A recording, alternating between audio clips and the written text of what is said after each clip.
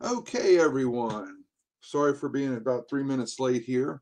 Was trying to get logged in, was having a little bit of an issue. If you can hear me and you're here attending, say hello in the chat room. Raise your hand. Give me some kind of signs of life here so I know I'm getting out.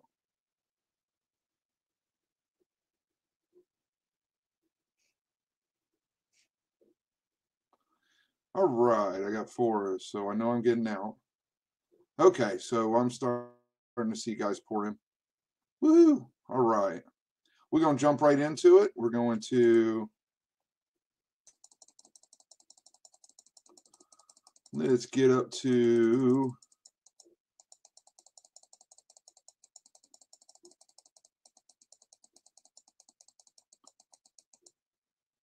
okay. I believe we left off in the B's, so we're going to kick it off on letter C.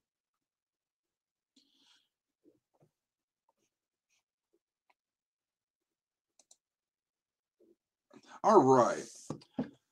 So the type of call signs have a single letter in both its prefix and suffix. Well, first of all, let's go ahead and stop for a second.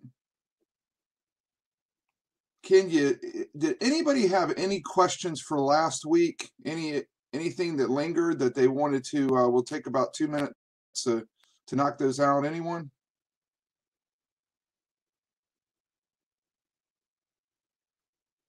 I know we got a little bit of delay, so it'll take me a second to see it.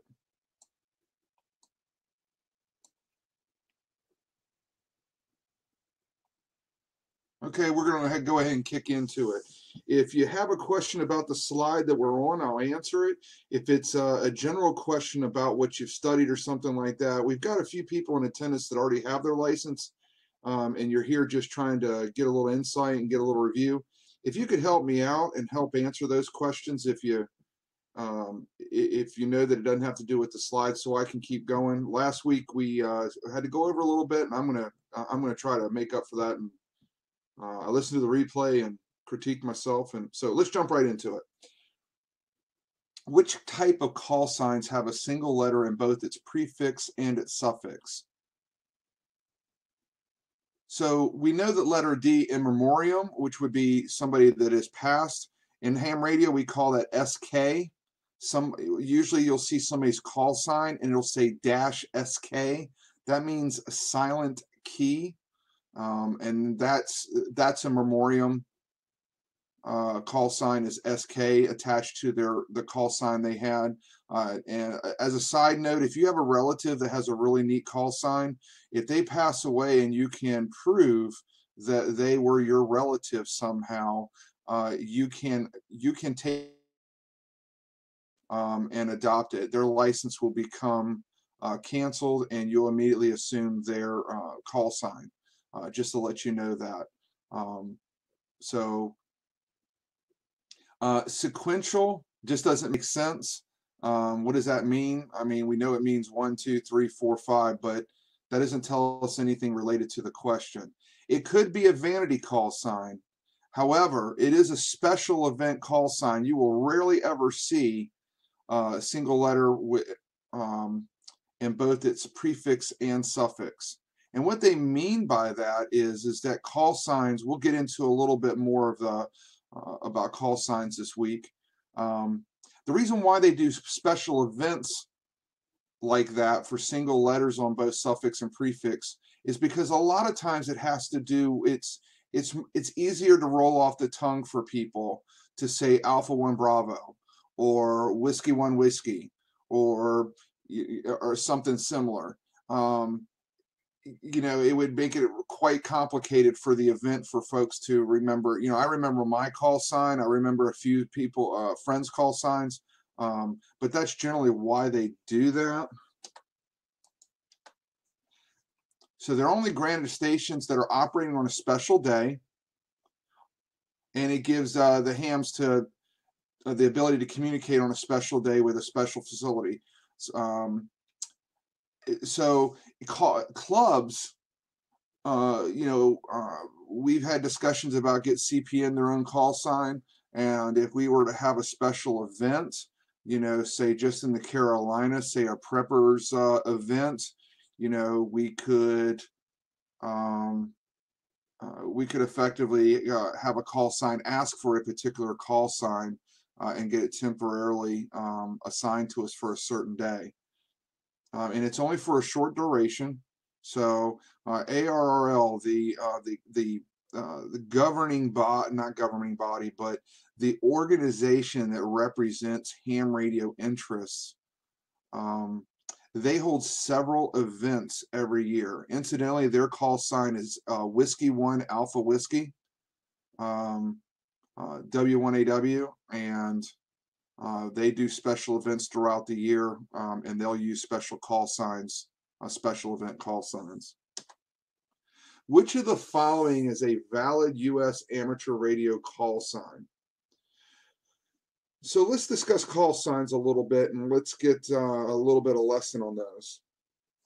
When you get assigned your call sign, when you take your test, it's going to be a 2x3. And what that means is that all amateur radio call signs have a number in them. And that number serves a purpose. That number is a region, is an FCC region from which the license originated from. It used to be that you could only get a call sign with a number of your region. So North Carolina is in region 4, and all call signs for people that have addresses in North Carolina used to had to have the number 4. They've done away with that. So now if you ever want to go get a Vanity call sign and it has an I in it, you can substitute a 1 now for it. Sometimes you can get a very short call signs, 1x2s. And what I mean by the numbers 2x3, 1x2, 1x1 is how many letters are on the left side of the number and how many letters are on the right side. So as we look here, the most number that you're going to see on the left side of a call sign is going to be 2 letters. So, and remember I said you have to have a number has to be in the call sign. No, there's no amateur radio operators that have all letters. So we know C is out of the question. All call signs have to start with a K, a W, an N, or an A. You don't see A's very often. I have seen them, but they're not very common. But K, N, and W is your safest bet. You're never going to see a question on a test that starts with a call sign that has a letter A. And then when you're in ham radio, you're rarely ever going to run into somebody with a call sign letter A. And I'm not sure why that is, so why the A is so rare. But so the first KMA 3505, first of all, that has too many letters and numbers. The most that a call sign, an amateur radio call sign can have is 6 letters. Okay, and that has 7. So we know A cannot be the answer. We know C can't be the answer because it lacks a number. And we know it can't be D because no radio call signs, again, it doesn't start, that D doesn't start with a K, a W, or an N, a kilo, a whiskey, or a November. My call sign is November 4 Delta Sierra Mike, N4 DSM. That's a Vanity call sign. The last 3 letters happen to be my initials. So that's why I picked it. A lot of ham radio operators do that if they can. My wife is K4DAM. Those aren't her initials, but I think you can get the gist of what the last 3 letters are for. So it's easier to just remember that you have to have starts with a K, an N, or a W. So 3 of these do. 1 of them doesn't. It's out. It has to have a number in it. So C is out. The most numbers and letters it can have is 6. And in amateur radio, call signs only have 1 number in them. Only 1 number. So we know A's out. B can be the only one. Ironically, is the amateur radio webinar on tonight? I'm going to go ahead. If somebody wants to jump on that Zello and answer that, I'm going to keep going. I can't afford to stop. So here we go. And this gives you a good explanation of, don't worry about the group A, group B, group C. They're not going to ask you that on a test. They're not concerned with that. But as you can see here, you see how a 1x2 W1AW, let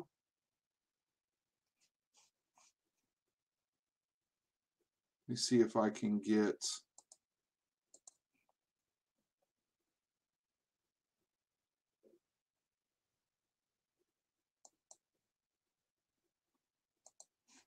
okay, there we go. I wanted to get a better, are you guys seeing 1 dot or 2? I'm seeing, let's see here, hold on. Okay. Okay. There we go, fixed. In my feedback monitor, I was seeing 2. Okay, back to the story. So you can see right here, we have 1 by 2 letters, 1 letter by 2 letters. So 1 by 2, 2 letters by 1, 2 by 1. You as a ham radio operator are going to initially be assigned a 2 by 3, this letter, this group D. And as Elizabeth said, it's usually based on the number that is based on the locality that we have. And I'll have a map here I'm going to show you in a minute. However, it used to be you had to stay in the region, now you don't. But as you see, when you get your first radio call sign, it's going to be auto-generated for you. You are not going to have a choice on what you get. Some people stay with that. They stay with that they never change it. Other people, they learn how they can go about, looking for the call sign that they want. And generally, I say if you create about 5 or 6 call signs, it's like when you go to the DMV to get a vanity plate.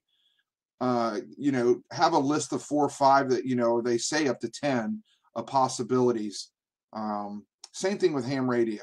Usually, when the shorter ones that go, the higher up the group that you are in group A, you're going to have much more of a desirability, and people are going to be looking for those.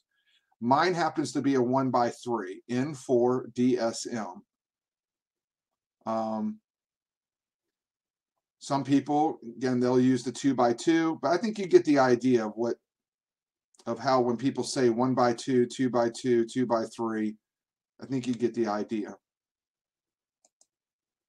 What types of international communications are permitted by an FCC licensed amateur station? The best way to remember this that I found is the personal character. Those words, personal character, will stand out to you. Ham radio is a personal hobby. You're not usually going to have 20 people around you sharing your hobby. It's going to be you in front of your radio talking to people that you've never seen, never met, and perhaps people that you do that are long distance away, relatives. But just try to associate personal character with when you see that as an answer to what types of international communications are permitted. So let's get a couple things straight about ham radio. The do's and the don'ts. You're not allowed to conduct business over ham radio. So Luigi's Pizza can't use 2-meter radio in their cars to communicate to the drivers. And they call that pecuniary purpose. In other words, financial purposes. You can't use it for that. And you can't transmit international broadcast message to shortwave listeners. So as a ham radio operator, you're supposed to be communicating with the intention that somebody is going to respond to you. So, when you get on ham radio and you're, especially HF, you won't see very much of this in technician. class frequencies, but they're preparing you, they're giving you the general rules as an intro to ham radio. That's why you're seeing this. But when you get up into a general class license and you have HF capabilities, when you're scrolling through the frequencies, a lot of times you'll hear South American stations, and you can tell by the fervor and pitch and intensity of them talking that it's usually a religious broadcast. And sometimes you'll hear music, and that's because with HF you're able to dial through all the frequencies. And also, these are the rules that we have in the United States. It's not to say that other countries don't have a rule that says that they can't play music in the background. So, but in the United States, our rules, and generally the rules that we make with the ITU, International Telecommunications Union, that they make is that they try to put a line between business and pleasure and keep it separate.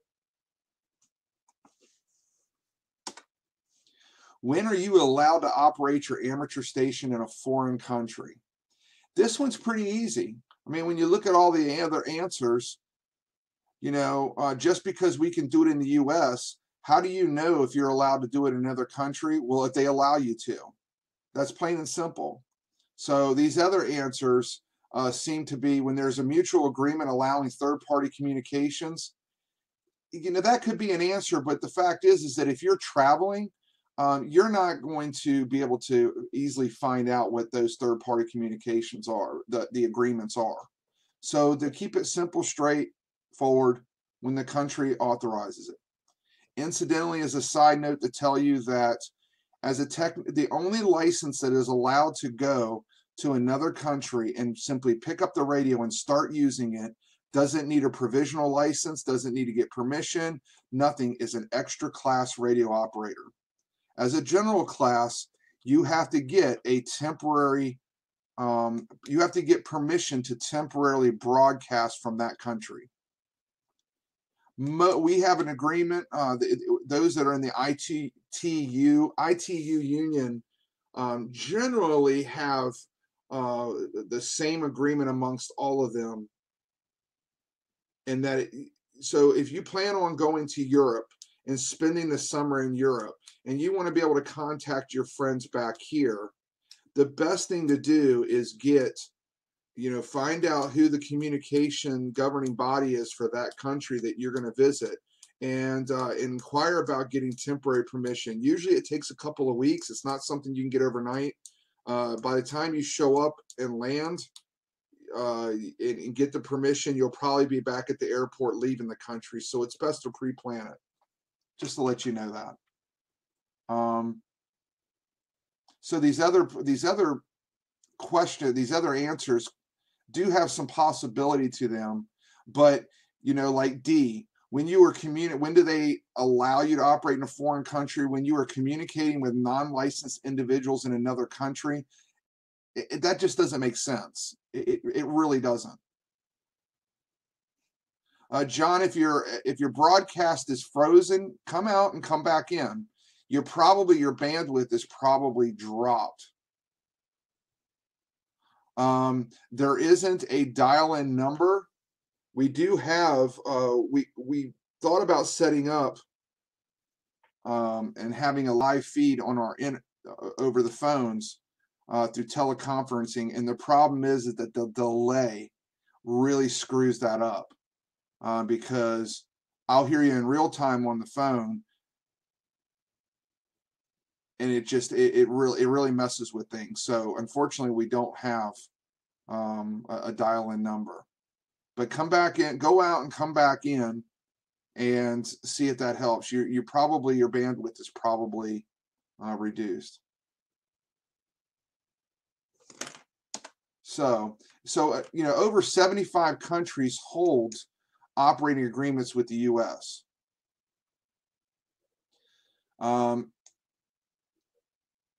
So again, you have to usually obtain that in advance. It's not something you can just get right away. You can imagine some countries don't move fast on anything. If anybody's been to France or Italy, nothing moves fast there. You know, a retail shop owner will close his shop for 3 hours in the middle of the day just so he can go have coffee. And that's just the way that their culture works. So, again, just remember that if you have an amateur radio, an extra class amateur radio license, that is one of the bennies that you, if you carry your license with you, you can operate without any forward advance and without any special paperwork.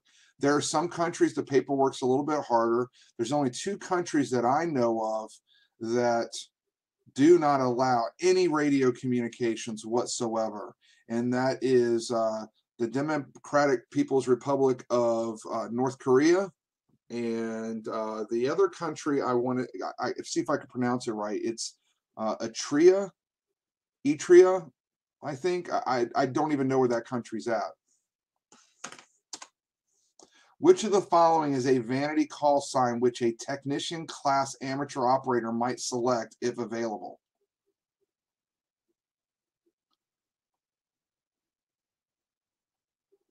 So the best answer to answer here is we have K's and W's. We said that they end next to Somalia. Thank you, Carlisle. Go figure, next to Somalia.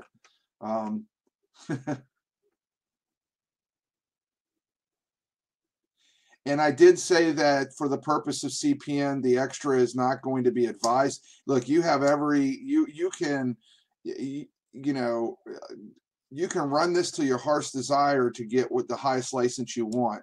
I just personally say I'm not going to teach extra. I'm going to stop at general, because the amount of privileges, technician has a small amount of privileges, but it's your intro to ham radio.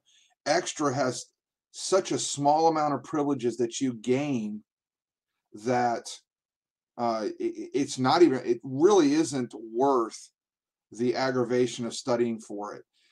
In fact, I would even so venture to say, and this is keeping it real with everyone, that if you have a general class and you're on the radio operating, provided that you're not rude and that you have a professional manner about you, you can wander over into the extra frequencies. And I would venture to say that you're not going to get into trouble, because the majority of people are not looking up your class license to see what you are. And if they are, there's very few that are in it to try to ruin you.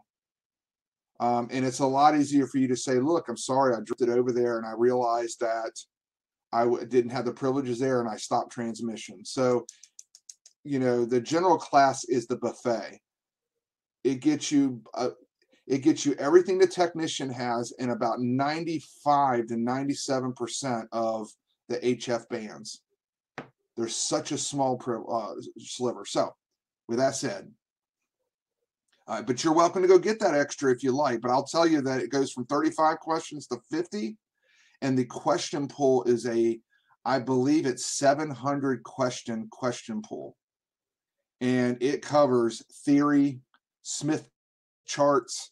It covers a lot more engineering. It'll blow your mind. I had to take it 3 times to pass. So, and I will tell you that 70% of it, I just remembered the answers to it. I didn't even know what I was answering, and that's just honest truth. It's brutal. There are some people out there that have the know-how that they can do it. I didn't. So back to the question here. And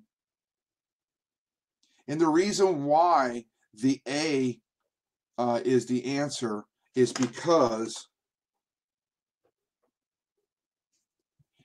there's only a certain class. So let me go back here and show you. I'm going to go back a couple slides to that diagram that we had. Okay. So as a technician operator, you're only allowed to have call signs either in Group C or Group D. 2x3 or 1x3. That's the best you get as a technician.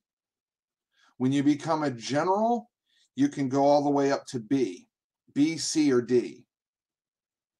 And I believe the rules have changed that now as a general you can get group A. It used to be that only 1x2s and 2x1s were only for extra class operators. But that's not always the case. Now, I'm sorry, my son just came in behind me. But as a technician operator, you're only allowed to pull a call sign, vanity call signs from group C or D. So with that said, let's go back to our, whoops, right here. That's why C, the 1x2, can't be, and the key word to the question is which a technician class amateur operator might select if available. So that's where that's why that stands out. But you are correct that C, all these are legitimate call signs, A, B, and C. But you as a technician are only going to be allowed to get a 1x3 or a 2x3. How to remember that is that 3, the number 3. A technician, the only thing that you will always have 3 letters after your call sign as a technician. You can have, you know, you can switch up, you know, like my first call sign when I first got my ham radio operator was, I believe it was KK4 DEI, like Dale Earnhardt Enterprises, a KK4 DEI, I believe it was.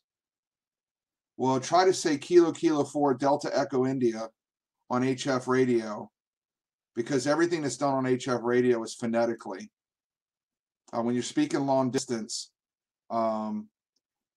it's hard to know on single sideband a lot of times whether or not when you say N as in Nancy that you're saying, or you're not saying M as in Mary.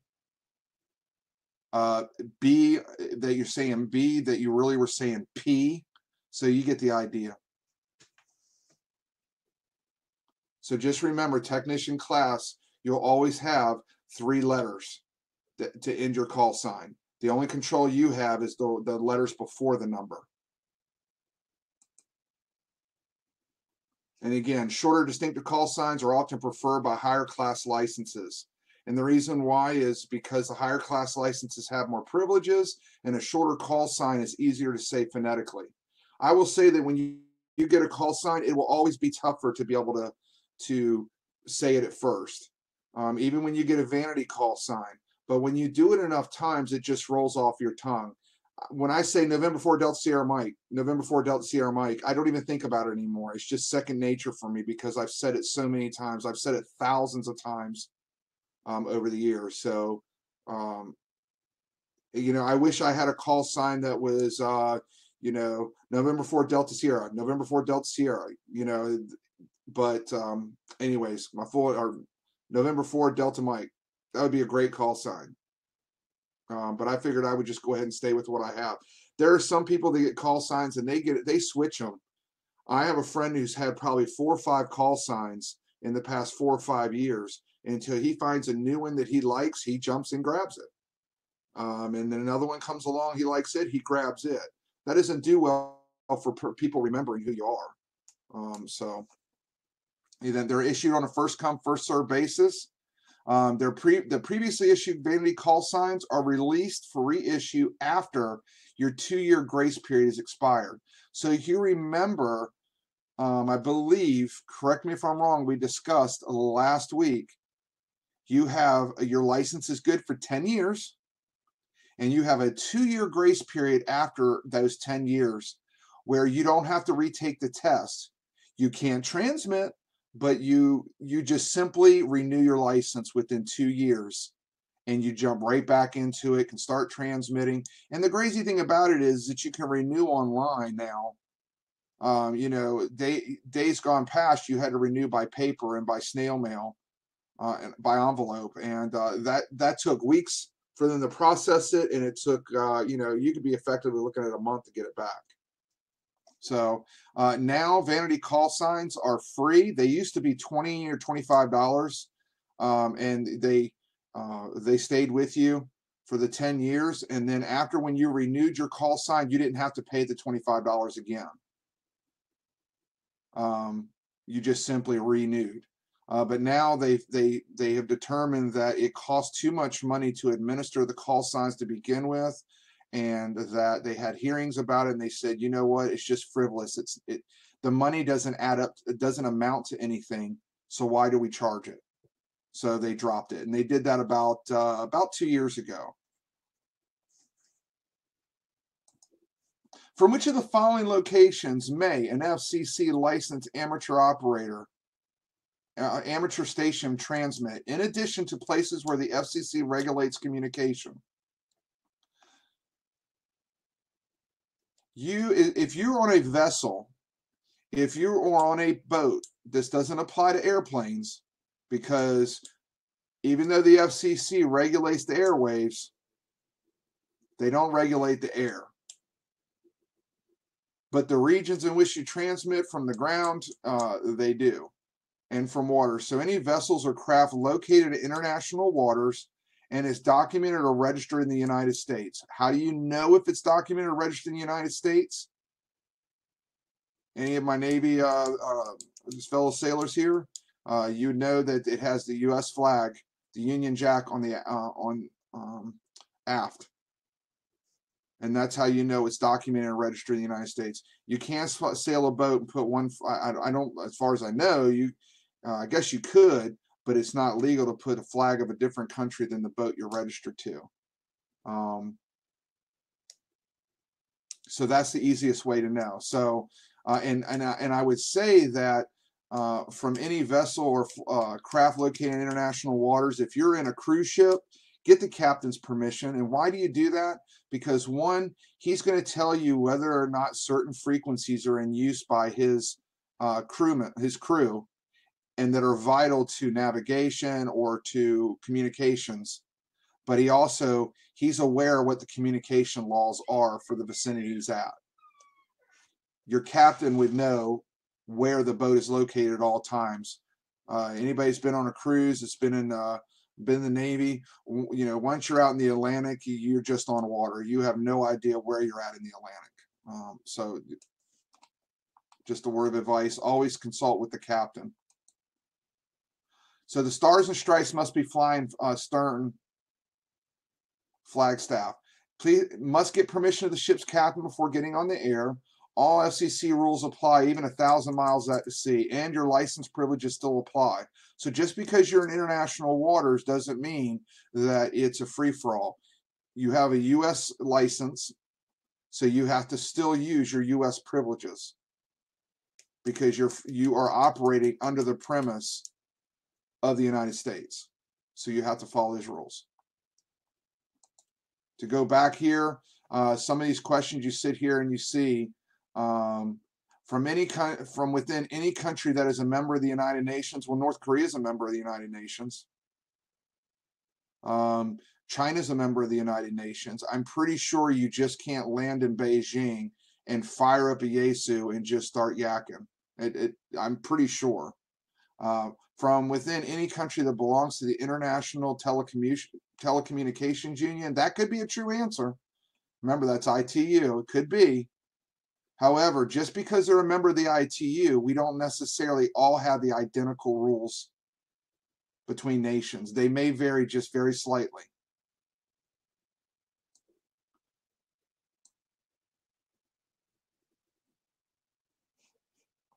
So John says, I cannot seem to get any connection. Somebody help him if you can. He's still in chat, so I got to keep going here.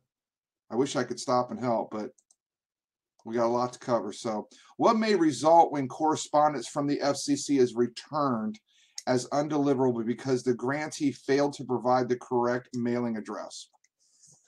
Okay, let me get a drink here.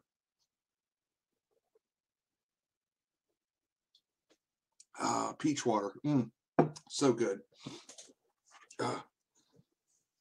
So I always tell folks that, especially as preppers, especially if you're in militias or patriot groups or prepping groups, and security is a concern to you, the FCC only says that you have to provide an address that you can receive mail at.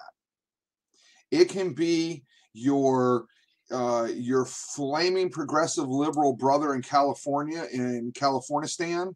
It can be your mom's house. It can be your work address if you work there for 20 years. If you own a business, you can have it as your business address. They only say that you simply have to receive mail.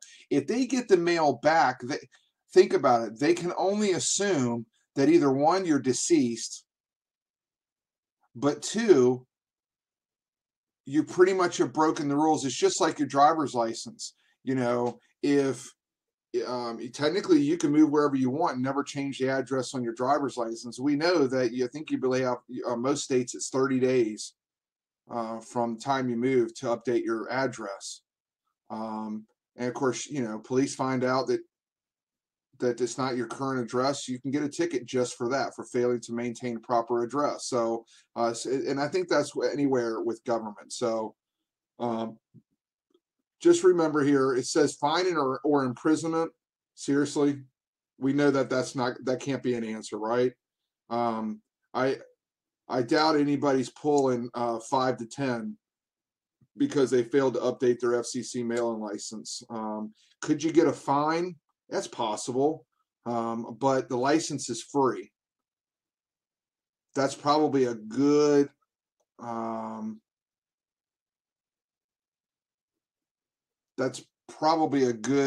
you know, you're not going to get fined for a license that's free. They just simply take the license from you. Require the license to be re-examined could be a possible choice. Let's just look at all the answers. A reduction of 1 rank in operator class. This isn't the military. It's not an Article 15 or Captain's Mass. So if you look at the 4 answers here, B, revocation of your license, of your station license, and suspension of the operator license would be the only choice. Now, if you're looking at that answer and you're saying, wait a minute, station license and operator license, you mean I've got 2 licenses? No. And there's always some ambiguity, meaning there is always been a little bit of confusion in ham radio between what a station license is and an operator license. There are some rules that make no sense on this test. I will tell you straightforward that the way the test conveys to you is that you have a license and your station has a license. There is even a question on the test, and we'll get to it, that if I go over to your house and use your equipment, that I'm supposed to include your call sign in with mine when I am broadcasting. And nobody does that because you don't need a license to buy the equipment. You know, anywhere where you go buy a ham radio, you're never going to be asked for your ham radio, your call sign. And when you broadcast, I have no way of knowing where you're broadcasting from.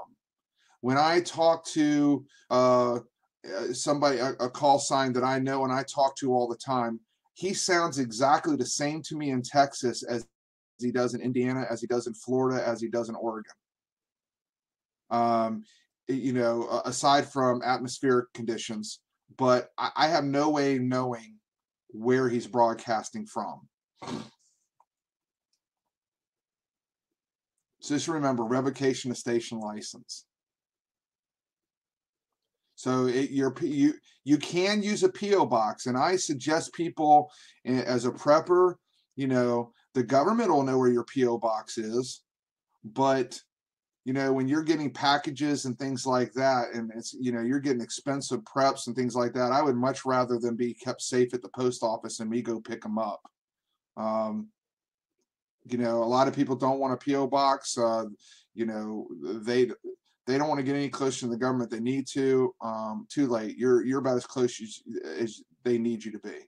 So, again, if they get it, if the FCC gets it as undeliverable, they can only assume that you no longer exist, so they can just cancel your license.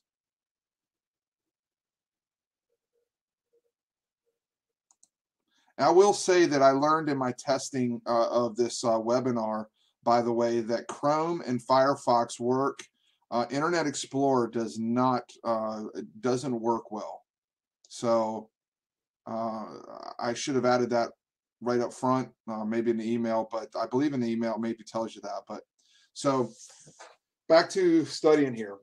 What is the normal term for an FCC issued primary station operator amateur radio license grant? There's a lot of big words there. Disregard all of them. When you go in and take this test, I want to give you 2 pieces of advice when you take this test. One, if you run into a difficult question that chokes you up and stops you, keep going. Skip it. Come back. The minute you stop and get confused, clouds start entering your brain and you've muffed up the rest of the test. Keep your brain free while you're doing this test and just jump over questions you don't understand. I can tell you that sometimes question, let's say 31, may help you answer question 12 that you had trouble with. Just because it's worded a little differently, some of these questions have the way that they're worded, you'll see as you're studying the association from one question to another. Some of them are very similar. Sometimes the answer in one is the question in another and vice versa. So disregard all what you see here. Now remember, these questions are going to be exactly, you're going to have the exact same choices that you see in your study, you're going to have on the test. And nowhere in the scheme of things in ham radio does 5 or 20 come into play. So you can knock them out right away. So that only leaves us with life in 10 years. Now I will tell you that right now they are in the midst of debating whether or not to issue ham radio licenses for life. The opposition against them is that if everybody ran down and got an amateur radio license, in the course of 10, 15 years, there wouldn't be any letters, there wouldn't be any call sign combinations left. Kind of ludicrous, but if you think about 300 million, 350 million Americans, so that's the opposition to it, but they are thinking about it. The answer is 10 years is the length of time that your license is good for.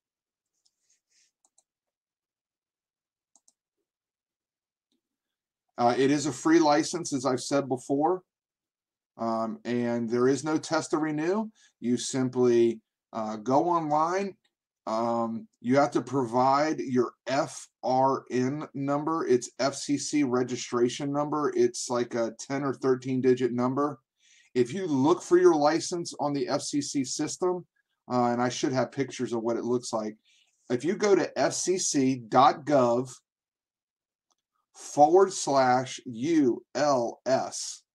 Universal Licensing System. That's fcc.gov/ULS.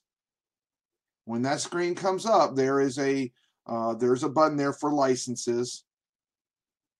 You can click on that sometime and just type in my call sign. I'll be your guinea pig. I'll be your huckleberry. Type in November for Delta Sierra Mike, N4 DSM. Don't type it out full phonetically. N4 DSM. And just and look around on my license there and see what kind of license I have, see what my former license was called, license call sign was called. You can see where I live, among things. But one of the things that you'll see is my FRN number. That stays with you no matter what class, no matter what your call sign is. That is your number that stays with you for good. Unless your license expires and you have to retake the test, would you get another FRN number? So I hope that helps, folks. But just remember, don't slip up and absorb your time in an answer that you can't answer. Just, it's a speed bump. Jump over it and keep going, and then you can come back. The test isn't timed, like Michelle said, but You want to be able to finish in a decent amount of time, because if you pass it, you'll be able to take the general test for free. And I can tell you, I've had friends that went in solely with the focus of taking the technician, and they walked out with general by surprise. They rolled the dice and they came up jackpot. So, and surprised themselves. It does happen. What is the grace period following the expiration? Told you it was 2 years. The only thing you can get confused here is 2 years and 10 years. Those are the only 2 years that you have to worry about in ham radio operator and a ham radio license. 10 years for the license, 2 years grace period. And I think that's pretty easy to remember. You're not going to get a 2-year license and a 10-year grace period, right? So just remember 10 and 2, 10 and 2. You can't transmit during that grace period. Just means that you don't have to retest and you can renew without losing any of your privileges. And you get to keep your call sign. That call sign will stay in reserve. So when Vanity call signs get released, they belonged to somebody. If you ever get a Vanity call sign that was like mine was expired, I grabbed it from somebody that it had expired from, and his license had been expired for like 3 or 4 years when I grabbed mine. So, how soon after passing the exam for your first amateur radio license may you operate the transmitter on an amateur service frequency?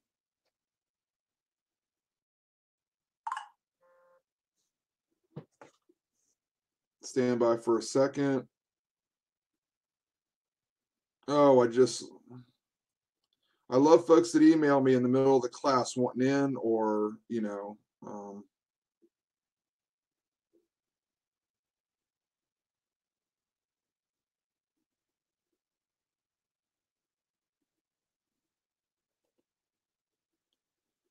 so I need to stop for a second and ask folks. We'll get back to this in just a second. Last week, I've had a lot of confusion. A lot of folks, a lot of time has been absorbed, and look, I understand we're dealing with an interface. Last week was a unique situation. We were just learning the interface. Those of you that are attending this class now, you don't have to register anymore. You won't get another registration email. That your registration for this one will carry through for up to the next 10 webinars. That I've set it for the next 10. We're not going for 10, but you get the idea. The last reason why you had to register this time and you registered last time is because last time it was a single webinar, and I set this one for series, and I just wasn't aware of the option to be able to do that and how it worked. So that's how that happened. After the webinar last week, you had to wait a day. It was set at 24 hours to get the replay email. I have set that for 5 hours so the replay email link should get emailed to you 5 hours after the start of this webinar. So you'll get it much sooner. I apologize. It was just part of learning the interface. Did anybody not get, after last week's session, I sent out, because the file section, people said they can't see the file sharing.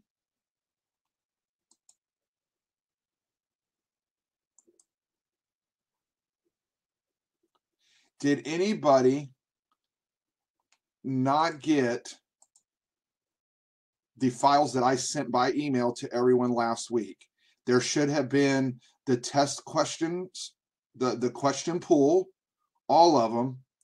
There would have been a what we called a no-nonsense guide that kind of it walked you through all the questions in kind of a story, paragraphical type setup.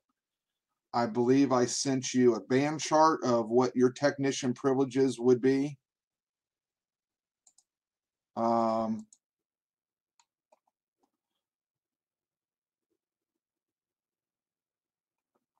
So Terry did not get that, and I believe the reason, I'm not sure, but I did send that out. So if some folks got it, you may, and some didn't. I'm not saying I didn't skip you, but just check your spam folder. It would have come from it would have came from me, n4dsm@protonmail.com. It would have came from me. And again, it was about 3 or 4 attachments to it, and one of them was the question pool. That's right, Stephanie. I sent it out the following day. Okay, Sharon, you didn't get it because you registered for the first, you're attending your first webinar, and you got it after I sent it. So I'm writing it down.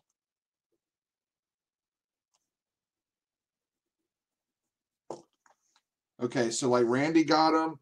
Donna said she got them. So I know that it did get out successfully to people, but my hopes were that you might print that out and be able to follow along and write notes alongside it. The idea was keeping you from having to buy the book that I recommended early on.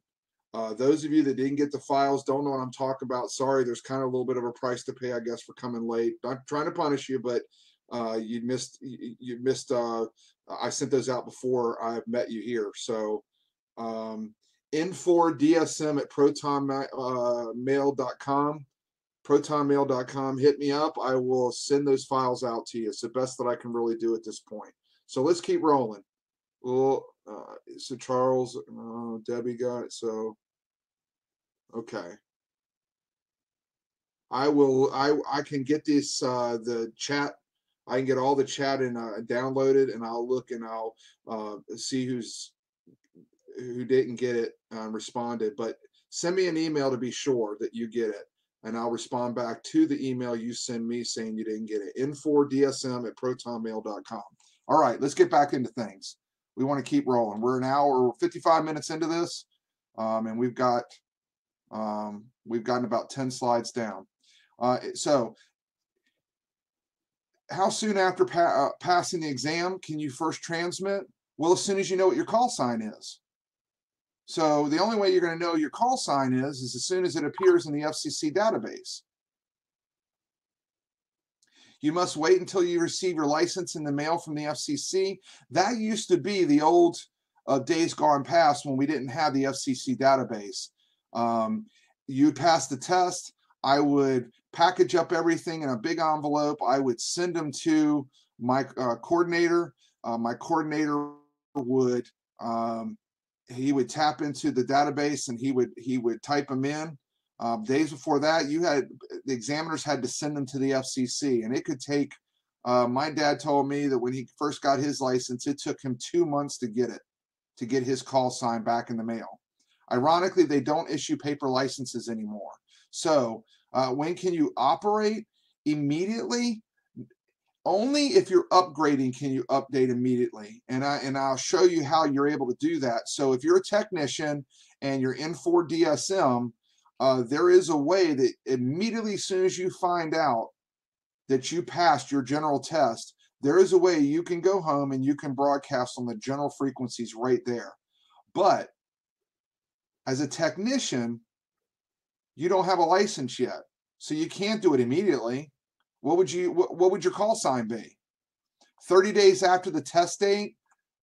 That kind of goes along with immediately.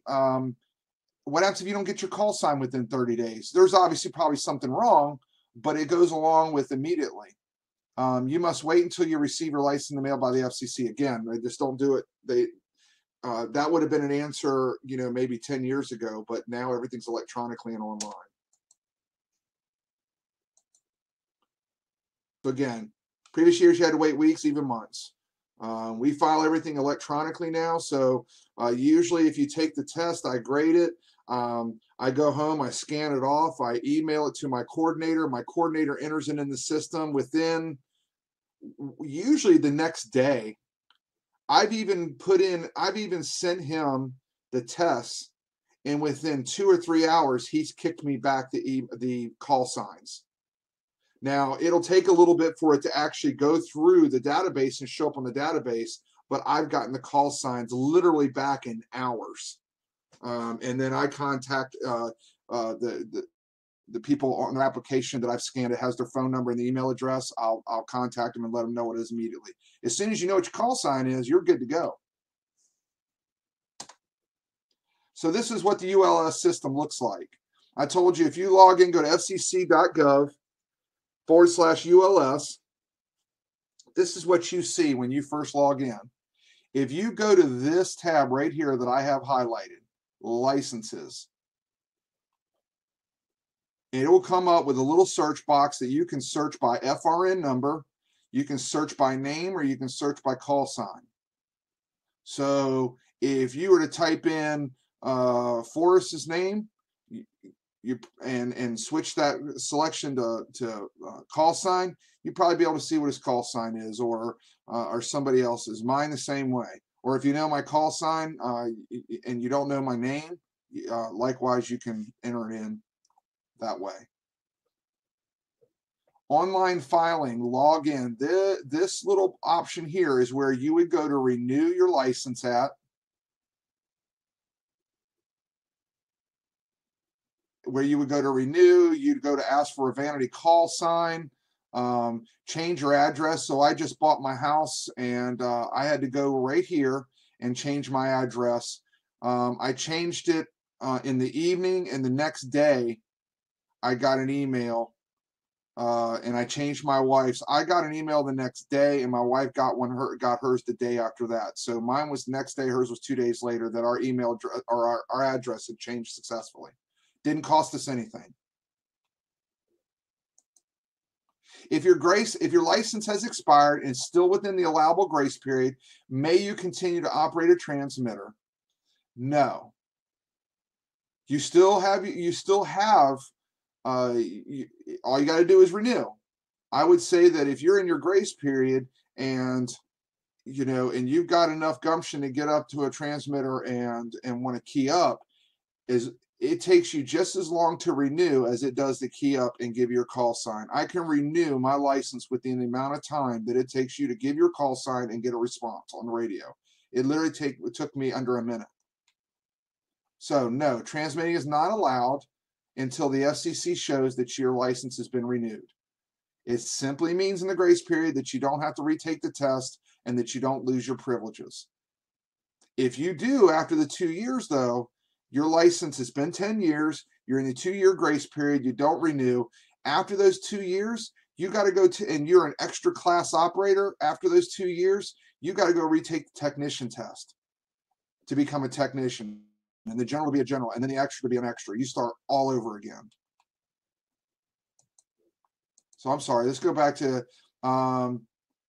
so yes, but only if you identify using the suffix GP. I have no idea what that means. I don't even know what GP is supposed to mean. General purpose? I don't know. Yes, but only during authorized nets.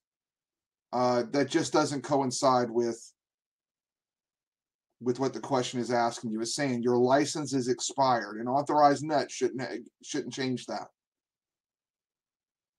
Yes, for up to 2 years. They're trying to confuse you here. Again, why would you have a grace period of 2 years and then yes, you could for up to 2 years more? Doesn't make any sense. It's not a grace period then. So here is what it looks like if you were to type in for a name of Jones. This is what it comes back as. And it has the call signs here. Now, these aren't legitimate call signs.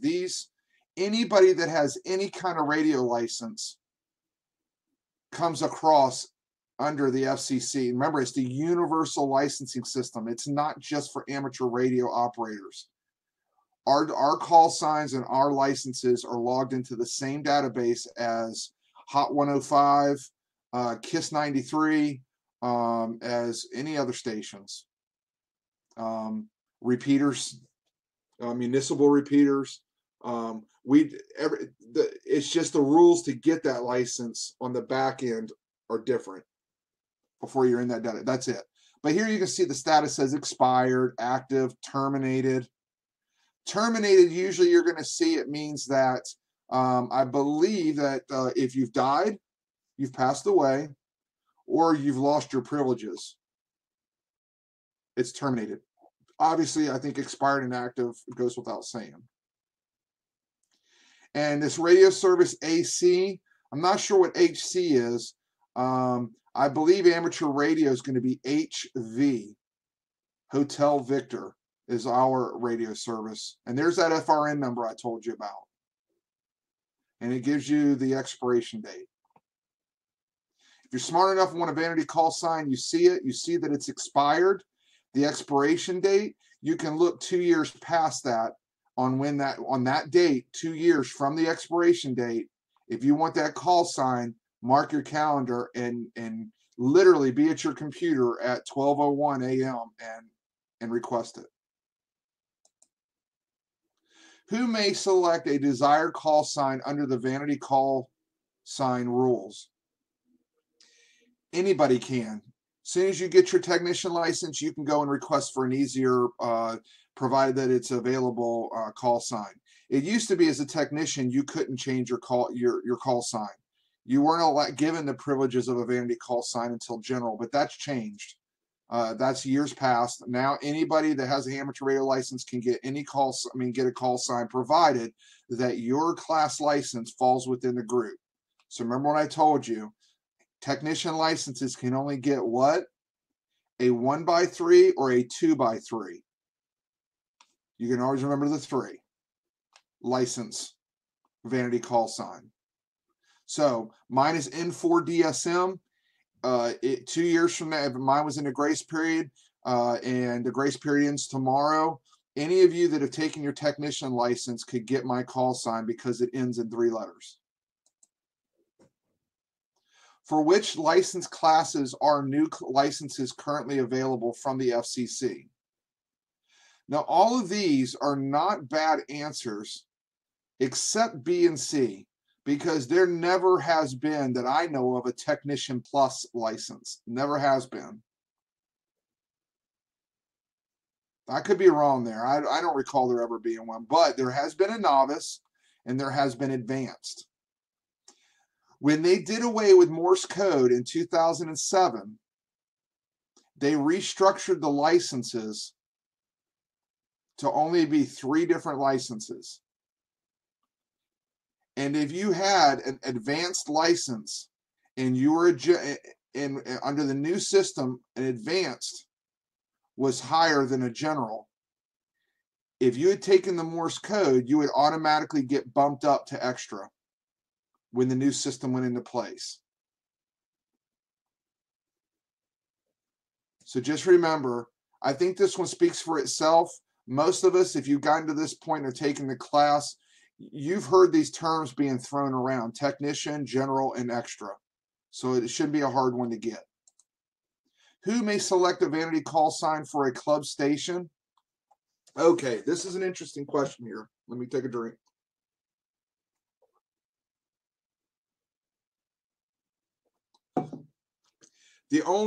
So when you have a call sign, when a club gets a call sign, somebody has to be the administrator of that call sign. Somebody has to be the babysitter.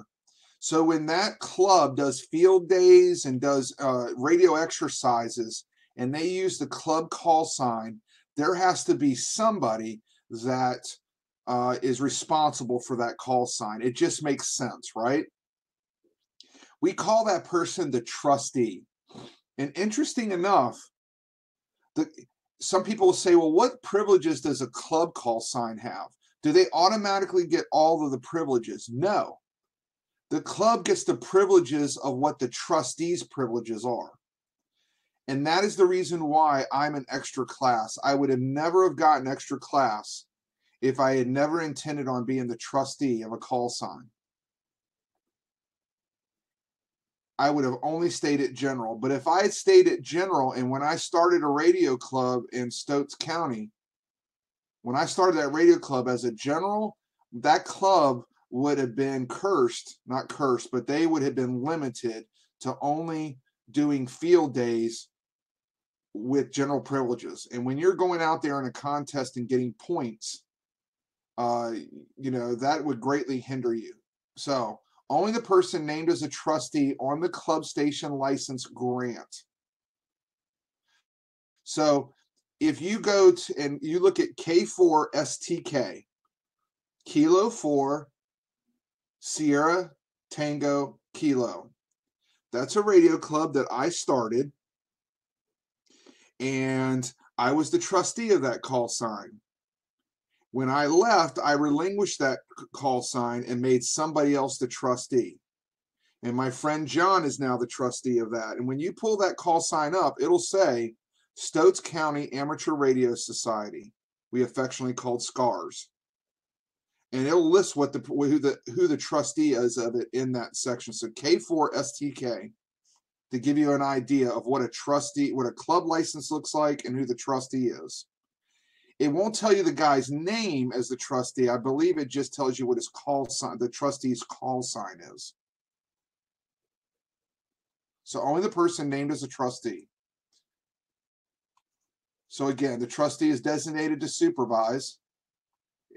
The call sign, the club's the club's privileges, broadcasting privileges, are the same as the trustees. And whenever a club wants to have a special event or wants to conduct, wants to use that call sign, it is usually recommended that they advise with the trustee that they want to use the club call sign, so he's aware that it's being used. If there is a violation by the club using the club call sign, if it's a minor violation, FCC usually isn't going to do anything about it. But if it's a major gross violation, a club out there, radio club, is amateur radio pumping out 50,000 watts when they're limited to 1,500.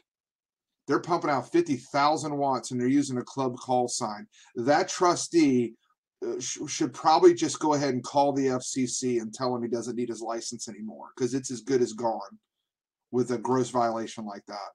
So the trustee does carry the burden of having to speak for any violations that the club call sign that he's the trustee of makes. With which countries are FCC licensed amateur stations prohibited from exchanging communications? So we look at all these. You look at all these answers here. Start with D. Any country in violation of the War Powers Act of 1934. I can tell you that the first clue I would have with that is that in 1934 there were many amateur there wasn't very much ham radio in 1934. The War Powers Act in 1934. In fact, that's the wrong year of the War Powers Act, anyways. It wasn't enacted in 34, but the War Powers Act originally did not have anything to do with radio. Any country engaged in hostilities with another country. So that we know that can't be the answer, because you mean to tell me that every time a conflict breaks out between two countries, FCC amateur radio stations they're done. They can't use their licenses. So every time, if I'll keep it nice. If Mr. Trump decides he wants to piss off Korea, and we start throwing rocks at each other with little flames coming off the back of them, that means that my FCC license is no good. So we know that doesn't make any sense. Any countries whose administration has notified the ARRL that it objects to such communications, the ARRL doesn't have any power over your license. That is an FCC entity.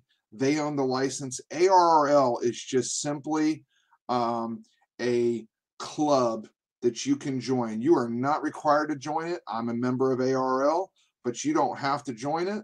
But think of ARRL like you do the NRA to guns. ARRL is to ham radio. Just like Delta Waterfowl and Ducks Unlimited is to waterfowl hunting.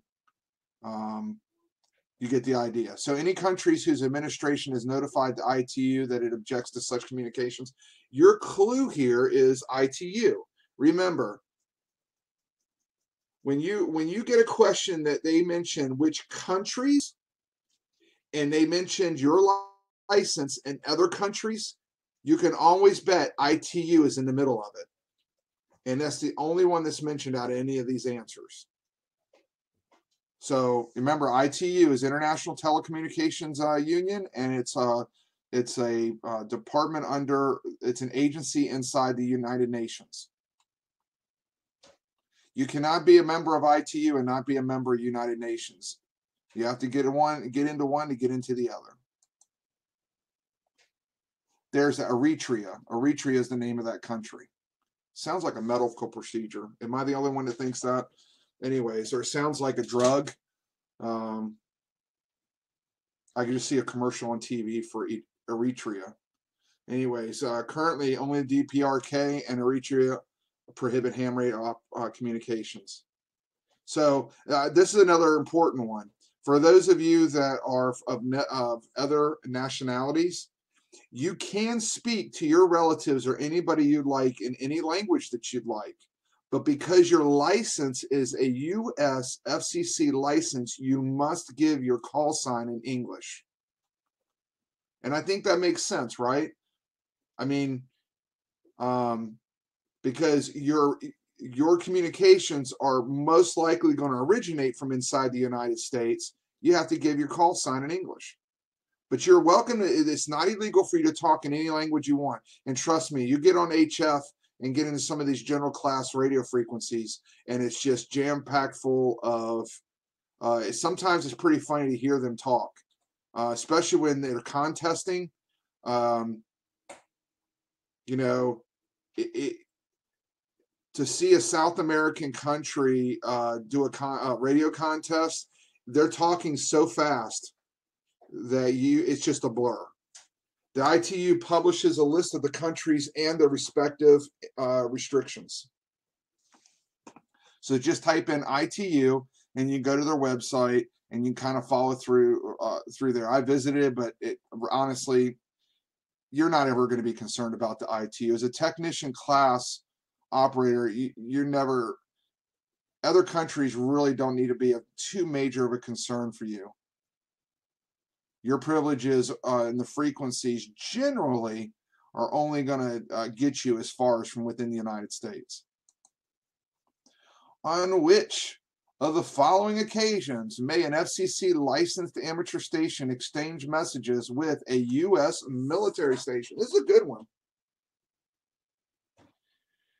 So once a year, we have what we call Armed Forces Day communications test. And that's the day when the usually it originates out of Arizona. Camp starts with an H. I couldn't pronounce it, much less say it. My Army buddies that are listening here probably may know, but all communications, DoD communications, center out of an Army base in Arizona. I call it Camp Husqvarna. I know that's not the name, but I just call it Husqvarna. And once a year we have an event that we're able to talk back and forth to them. So these other answers during a propagation test doesn't make any sense, really. I mean, I mean, it does make sense, but if you're doing a propagation test to see how far you can get out, the military doesn't care, you as an amateur, how far you can get out. You're the last person they're really worried about. During an Independence Day celebration, Memorial Day celebration, the issue there is there's only one answer here you need to remember. The question asks about U.S. military, and there's only one answer that gives you armed forces. It's a really easy pairing, right? Don't need to spend more time on that. So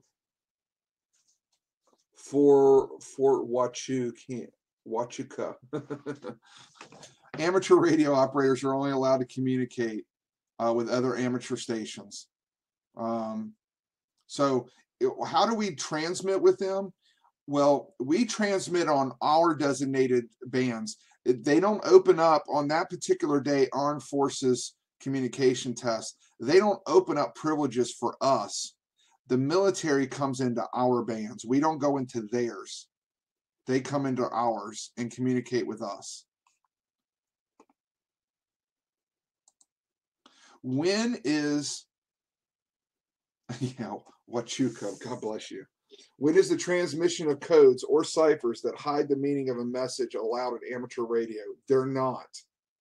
You are never allowed to talk in code. And this is a tough one for, you know, the militias and patriot groups to really understand. But there is a way that you can talk in as a prepper. You know, if you know the world hasn't fallen apart, it's just simply a natural disaster. The rest of the world is operating as normal. It doesn't mean that you get to that it's all hands off and I get to become Mercury 01. I still have to use my call sign. But if I have you know, my neighborhood watch and we've got radio licenses, you know, there's ways that you can say, you know, the the bread box is at the bakery, you know, and only my people would know what that means. Or, you know, the dog is at the hydrant, you know, and there's ways that you can talk where to anybody else, that sounds like a silly, okay, your dog's at the fire hydrant. So, but I'm talking in cipher, right? But I can't say, you know, Alpha 2, please reposition to Charlie 1. You know, you can't say things like that. So the only time that you can transmit codes or ciphers is when you're transmitting control commands to space stations or a radio control craft. So what they mean by radio control craft is when you're flying airplanes, when you're flying. So I think I've got a picture in the next one. I probably got them coming up. So when you are communicating with an airplane, you know, with your little model planes, I forgot what they call them, KC planes, and you have the little box with the two joysticks. Usually on the end of that antenna, you have to have some kind of code, a number or something that distinguishes what plane is in the air and which transmitter, control transmitter it's going to. So if you ever go out to, I know in Winston-Salem, they've got a park that is really popular with these guys. And a lot of the bigger localities have them. If you go out there, you'll notice that these guys have colored flags and they have number tags dangling off the end of their antenna. And if you look at their planes and it was slow enough, you would see that same marking on the plane. So transmitting any codes whose specifications are not published or well known is prohibited. So we do have codes in ham radio. So I'll give you a few. CQ, CQ, CQ, which basically means hey-o, hey-o, hey-o. Anybody there? We've got Q codes. So QSL means do you acknowledge?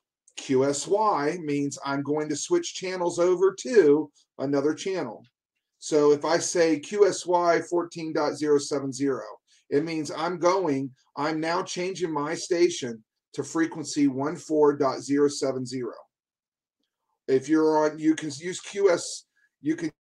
QSY code on 2 meter and your privileges. If you're on 2 meter and somebody says, hey, you know, this frequency's got this repeater's got some static on it really bad. You know, water in a line or whatever, and you have another repeater you guys can talk to. So I'll give you an instance. In Stokes County, we had 2 repeaters that were on top of Soratown Mountain. One was the .790 repeater, and another one was a .56 repeater. And so you don't have to say the whole frequency. If we're on 7.790, it was 147.790. I could have just told you, hey, QSY.56. And anybody in ham radio knows that QSY is well published. It means I'm switching frequencies, and .56, you would know that that's the other repeater in that area, the alternative repeater to use. So, and there are some instances when you do use codes, but they're published and they're well known. And the only reason why we do that is because Q codes were originally purposed for Morse code because it was a lot easier to do more dits and das to say QSY instead of, you imagine how long it would take to Morse code out. I'm going to frequency 146.790 when I could just Morse code out dits and das and go, one QSY 146 or QSY dot 790. Get the idea? So, but no 10 codes. You can't say 10-4. I'll invite any of you when you get your license, when you get 2 meter, when you acknowledge somebody, say 10-4 and watch what happens. People become unraveled. For whatever reason, ham radio operators get triggered like snowflakes if you use the 10 codes. So, what's your 1020? You can't say that. It just triggers folks. They get emotional too. It's rather kind of funny. I think it's silly because when you think about it, 1020, everybody knows what 1020 is, right? What's your location? 10-4, Roger, but you're not allowed to use 10 codes. And again, radio controlled craft, we'll get into what a telecommand is, but just think of those the airplanes that people fly that are about the size of their car maybe, or smaller. What is the only time an amateur station is authorized to transmit music? The only time you're allowed to transmit music is when you are communicating with a manned spacecraft. And you're not even allowed to do it then. What they're pertaining to is that every morning, if you can tune in to the frequency that the International Space Station is on, they play reveille every morning and they play taps every night because the International Space Station is a military craft. It is a military asset. It is a military operating base. And there are active duty military that are on the International Space Station. So because of that, you will hear them play reveille and they'll play taps. And that's really all you're ever going to hear. You're never going to hear Getting Jiggy With It, Gucci Gang. You'll never hear any of that being transmitted.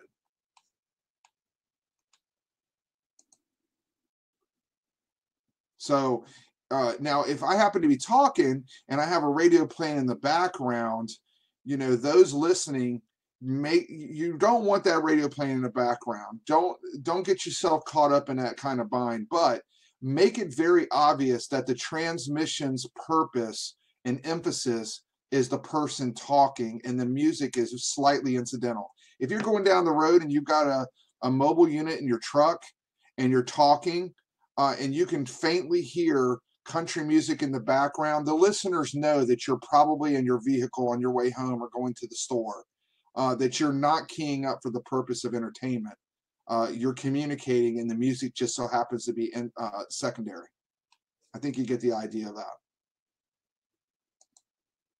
When may amateur radio operators use their stations to notify other amateurs of the availability or equipment for sale? Now you remember what we were saying.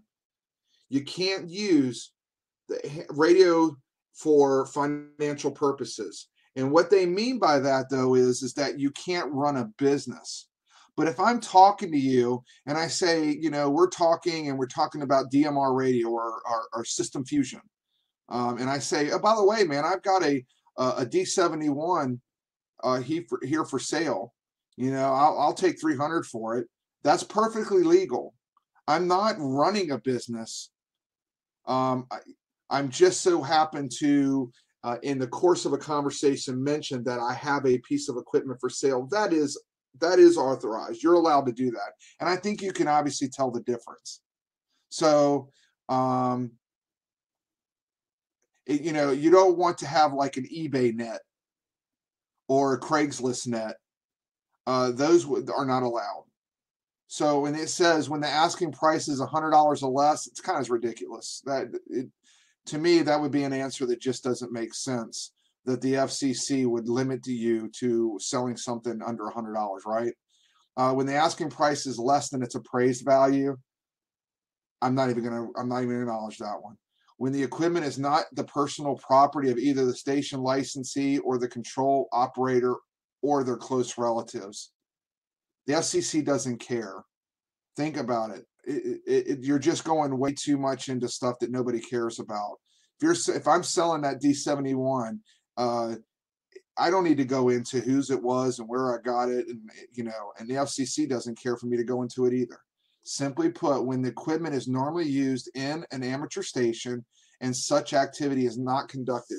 So, and that's kind of weird too, because if me and you were talking and you said, yeah, man, my heater just broke in the house, I've got to find some wood. And I tell you, hey, man, I've got about 10 cords here. I'll sell you a cord for $50. Technically, that's not allowed. But it's not something you're doing every day. You're not really conducting a business. You get the idea. You get the difference. So technically, I'm not allowed to do that. It has to be radio equipment. But in those instances, and if I say, hey, man, I'll sell you a cord for $50, no ham radio operator is going to come on without looking like a complete buffoon and say, you're not allowed to sell wood on it's never going to happen. So yeah, you get the idea. You can't use it to conduct regular business, but the occasional, selling of something, it's permitted.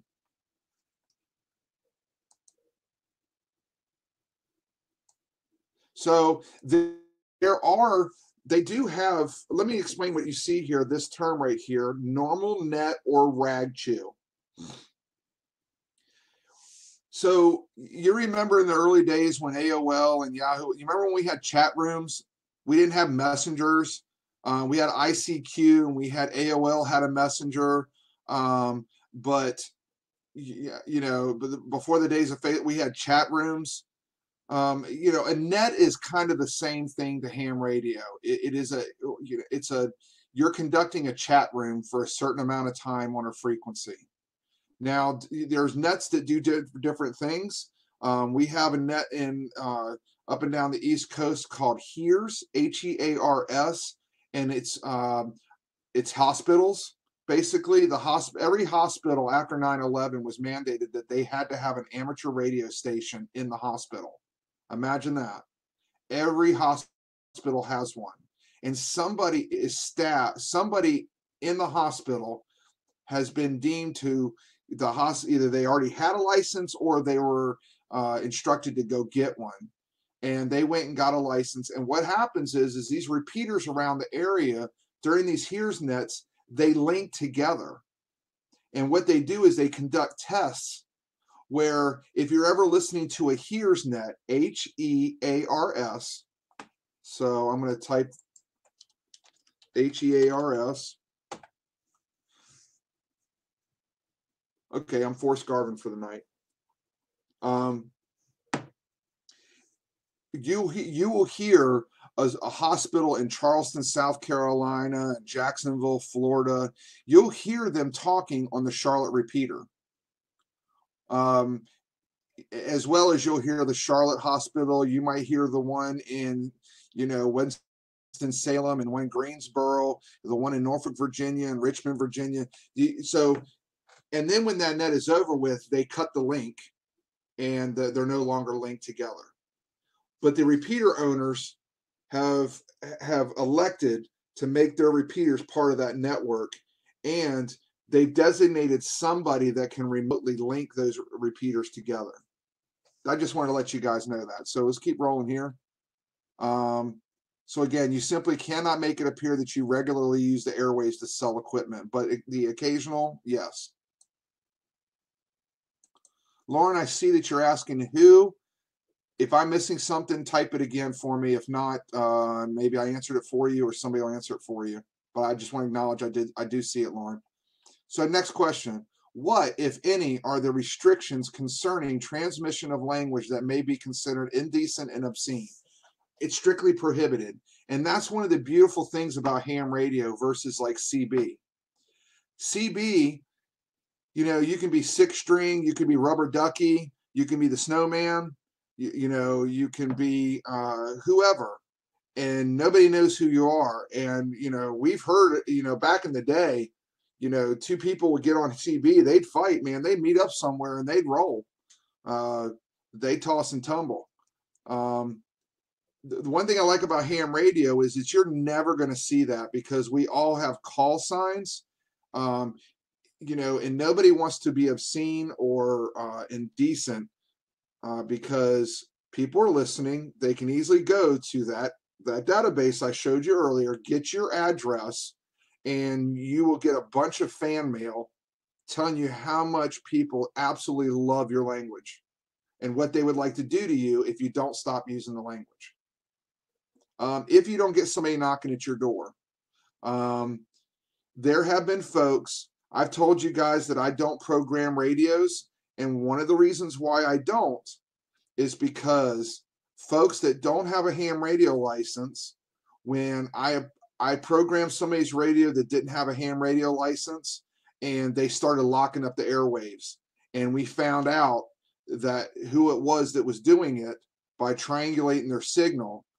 And I will admit, I played stupid. Like, I didn't know the guy. I'd never met him before, any of that. I certainly wasn't going to be the guy that owned up to programming his radio. So I have just made it a general rule that I don't program radios anymore. And that's just one of the simple reasons why. And, you know, if you go and you earn your license, you would know these things, that it's prohibited. You get the idea. It's just, if you haven't taken the time to go get the license, you probably aren't aware of the rules. I'm not going to contribute to that. So anyways, move on.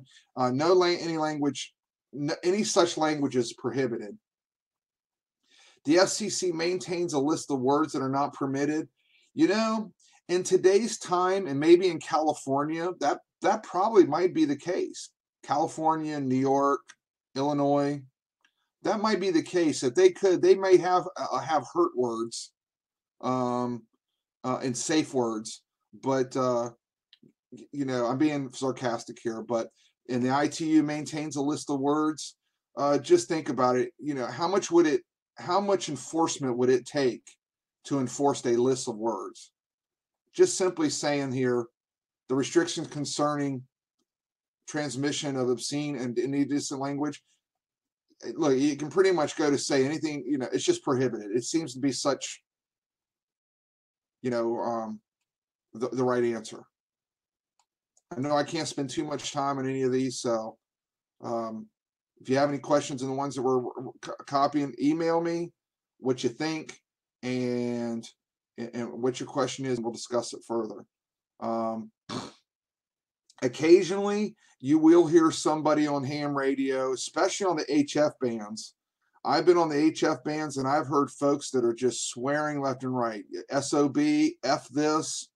You know, I would say that they probably get away with it a little longer because they're not using a repeater, and because the chances of an audience running across that frequency and hearing them is a lot, it's greatly reduced. But I do hear it. Occasionally you will hear a swear word get through. But if you say damn or hell, you know, I just don't think anybody's going to say anything. But anyways, what type of amateur stations can automatically retransmit the signals of another amateur station? So what they're talking about here is, let's go through some of these answers, because it's important that you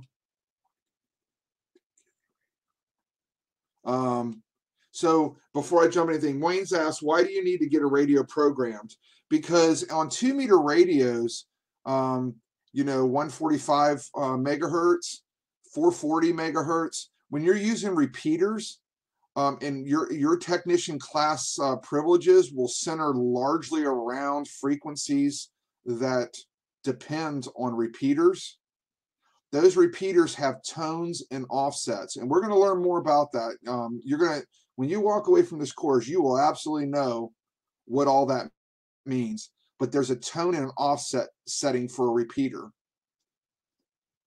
For you to be able to talk through that repeater on a Baofeng, If you didn't have a repeater, you may be able to talk a mile or two up the road if you're lucky. With the repeater, we've got a repeater in Level Cross that is in Randleman, south of Greensboro High Point, north of Uwharrie National, or north of Asheboro. It is over 15 feet, 100 feet up in the air. Mount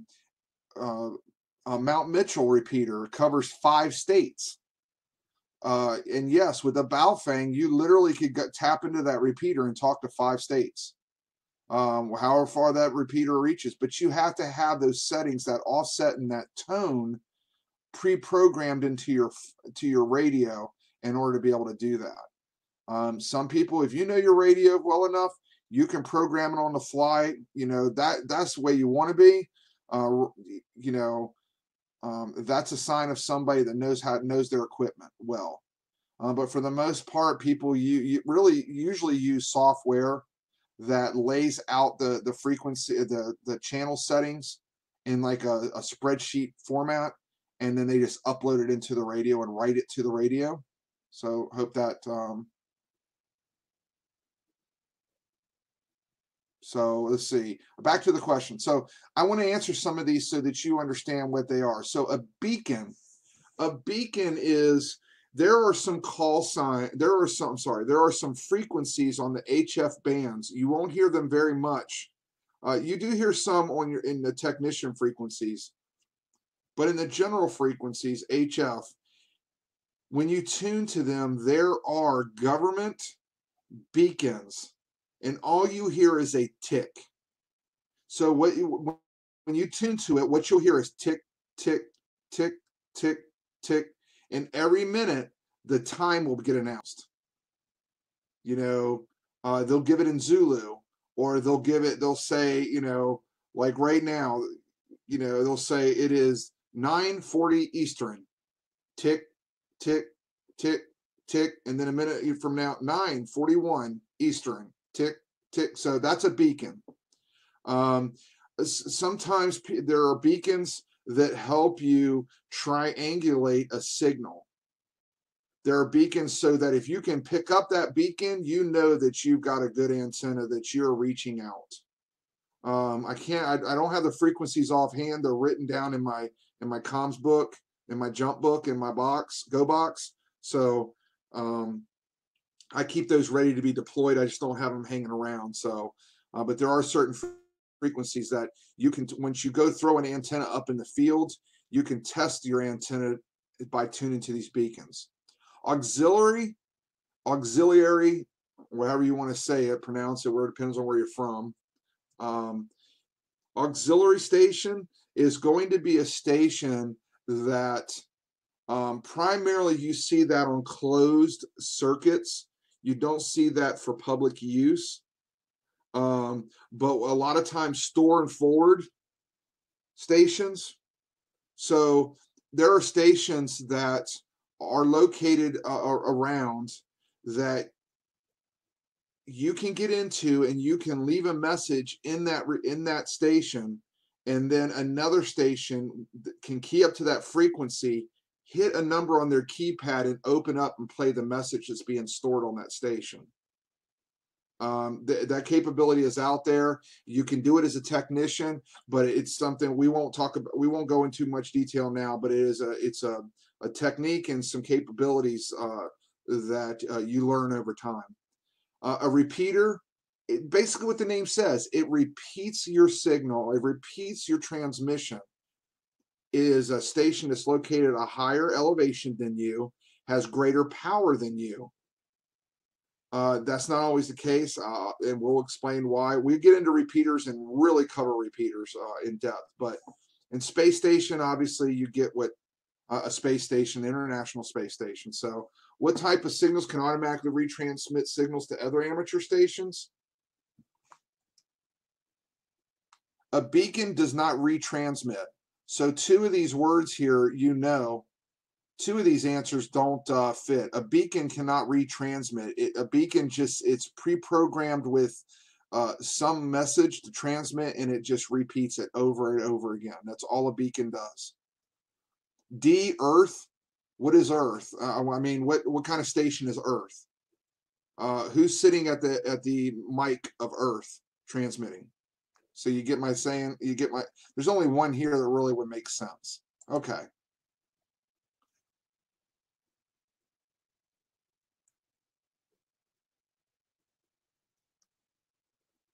Just let you read that for a second. Okay, moving on. In which of the following circumstances may the control operator of an amateur station receive compensation for operating a station? It's a good question. Sorry, I had to drink some more peach water. The only time somebody's going to get paid for using ham radio is if it's in the course of instruction and the person getting paid is not getting paid for the radio.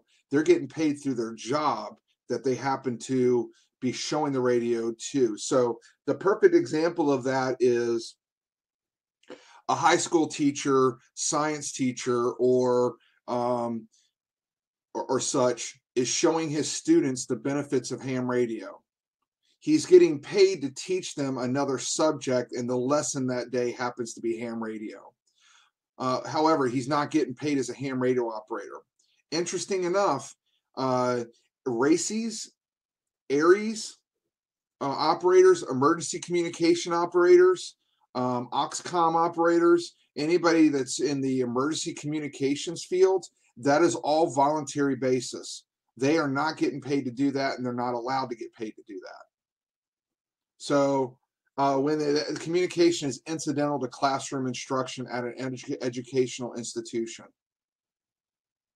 All these other ones I could go into, but just remember, the only time you can receive compensation is if you're a teacher teaching, a teacher of another subject who happens to be teaching a lesson on ham radio.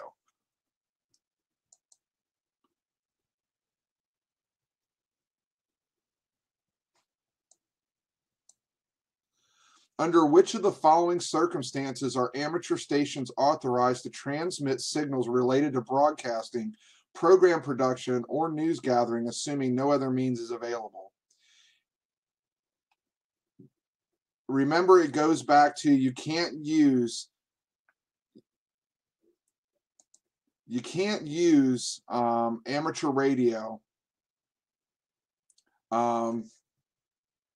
for commercial purposes, for financial purposes. You can't advertise, you can't run advertisements and commercials on it.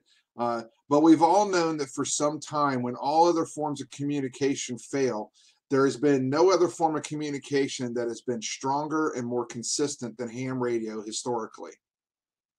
Ham radio has been used in oppressed countries, in the dark of night, against the government's wishes.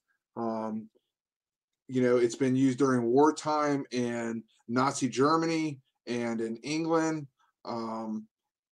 So ham radio definitely, absolutely, positively gets out when no other form of communication does, and it doesn't get out because of whatever reason.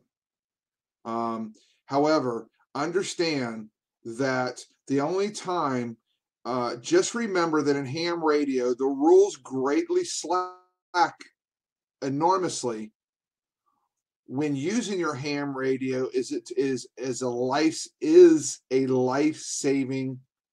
activity. When you are notifying the public of something important, like an impending tornado, or for instance, not too far in Stanley County, they had a couple months ago, they had a tractor trailer that overturned, and it had chemicals on it, and they had to evacuate 2 or 3 miles around it. A ham radio operator would have been perfectly legal to broadcast that warning to evacuate out to the general public. However, you can't use ham radio to give traffic reports on a regular basis. So just think, think in terms of immediate safety of human life and protection of property, okay? And that shouldn't be a hard one to remember considering ham radio when you think of emergency communications. So immediate safety of human life, emergency communications, right? All these other ones, only when using amateur repeaters linked to the internet, silly. So you get it. NPR, can't even believe they have a question with NPR in the answer, but it is radio, so. All right. What is the meaning of the term broadcasting in the FCC rules for the amateur services? So the term broadcasting for amateur services, it takes on different meanings for different radios, different services, commercial radio, mass market radio, but transmissions intended for the reception of the general public. So when you're using your amateur radio, the FCC deems that what you're doing should be accepted and be able to be transmitted to the general public. And that's why you can't use cipher, you can't use obscene language, and ham radio is not restricted to a certain class of people, to just blacks or whites or Latinos or males or females, Americans or Mexicans. It's for the general public as long as you have a license.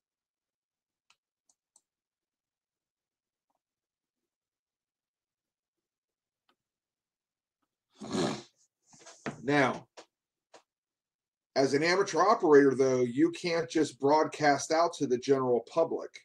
That's a completely different license to be able to have. So, they have these little boxes that you can get that you can adjust the wattage on them, but you can broadcast out to the general public on them. There's been discussions about using them to send out important information during grid down if you tune to a certain frequency. Likewise, if you've ever been in front of a house for sale and it says tune to 92.3 to hear the features about this house, or you're at Christmas, you drive by a house and it says tune to 103.2, and you do, and the lights are synced to the music coming out of your radio. If you were to go up to the end of the block, you would no longer hear that broadcast. So the difference there is that it has to be of a minimal, it has to be like milliwatts. So, such a low power that it's barely distinguishable, like with it literally line of sight. You cannot, as an amateur operator, broadcast to the general public for them to get. Remember, you can't broadcast with the sole purpose of broadcasting out to shortwave radio. Now, you can broadcast out to a call sign who isn't going to answer you back and talk, and you are expressing the interest that the listeners are listening, that you're actually talking to somebody, but you know that you're not. You get the idea. There are ways around these things, and that's why I'm a no filter guy. I'm going to tell you exactly what you can't do and how you can get around things if you needed to. But you can't broadcast the shortwave radio. But who's to say that you're not, that's not what your intention inside your head is, but you happen to be talking to N4DSM and he just is not answering you. Get the idea? So, when may an amateur station transmit without identifying?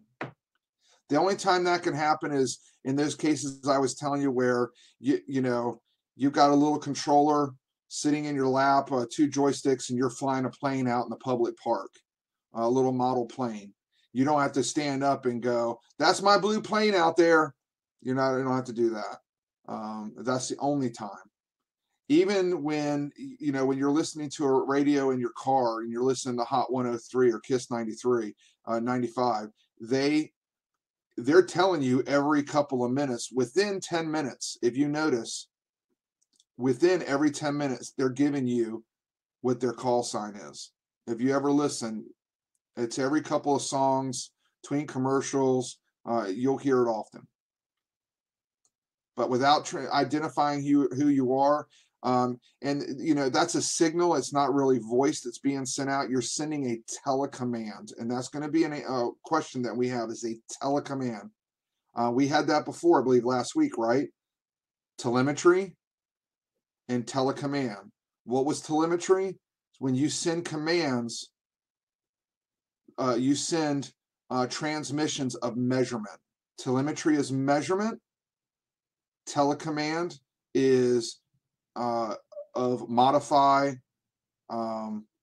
You're changing the behavior of something, steering something.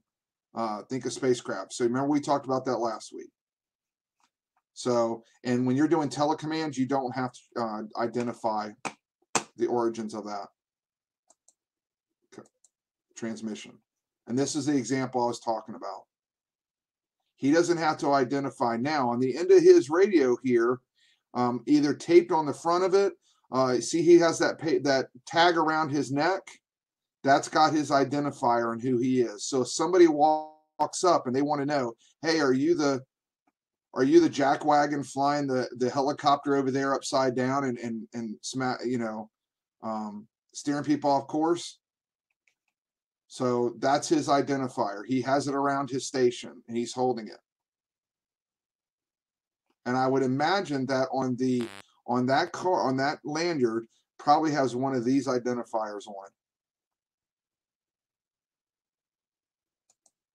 Under which of the following circumstances may an amateur radio station engage in broadcasting? So you are allowed to engage in broadcasting because that's what you're doing when you're talking on the radio, right? You're just broadcasting. So under no circumstances, that would kind of defeat the whole purpose of transmitting out an amateur radio, right? Under no circumstances are you allowed. That makes sense. At any time, as long as music is not transmitted. But again, broadcasting, they're talking about when they use the term broadcasting. You remember the previous question we had about your broadcasting is termed as transmitting out without the expectation of a response. Like Hot 103, they broadcast music out to you. You're not communicating back to them. When is it allowed in amateur radio? When you're transmitting code practice. So if I'm conducting a Morse code class, I can put out a transmission and say, hey, guess what? Tell me what this is. Informal bulletins, information bulletins. Hey, we need to evacuate. There's a chemical spill on 601. Or transmissions necessary to provide emergency communication. So again, remember, broadcasting, the term that they're using, you are transmitting without the expectation of ever getting a response.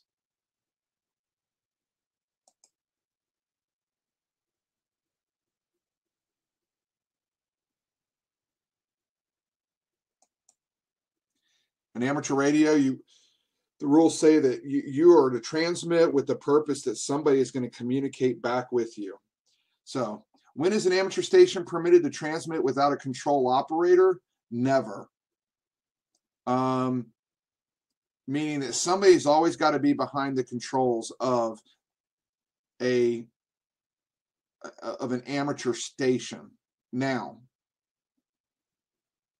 a repeater is technically considered an amateur station, right? It has an amateur call sign because it is set to broadcast. It's set to receive and transmit on amateur radio bands. So it has a call sign. So technically that is an amateur station. And there's nobody sitting at the radio station, at the repeater. However, keying up and talking to the repeater, you're becoming the control operator of that repeater. While you're using that repeater and the repeater is picking up your signal, you are becoming the temporary control operator for that repeater. And the next guy that responds to you, he becomes the control operator of that repeater.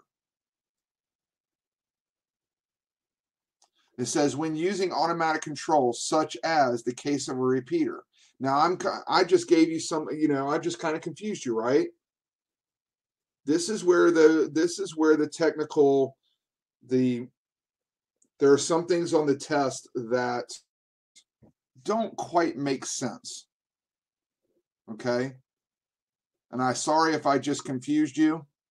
However, just remember that at all times, an amateur radio station has to have a control operator. It has to have somebody in control. The reason why A isn't becoming the answer and the repeater is mentioned in it, because the repeater is not really on automatic control. It's only being keyed up when a tone is opening it up, you're transmitting into it, and it's simply repeating your signal. Okay, it doesn't automate anything and send anything out without you or somebody instigating that a transmission into that repeater. So that's why in this case the repeater was mentioned. An auxiliary station is pretty much an automatic station without a control operator. So the answer would be never.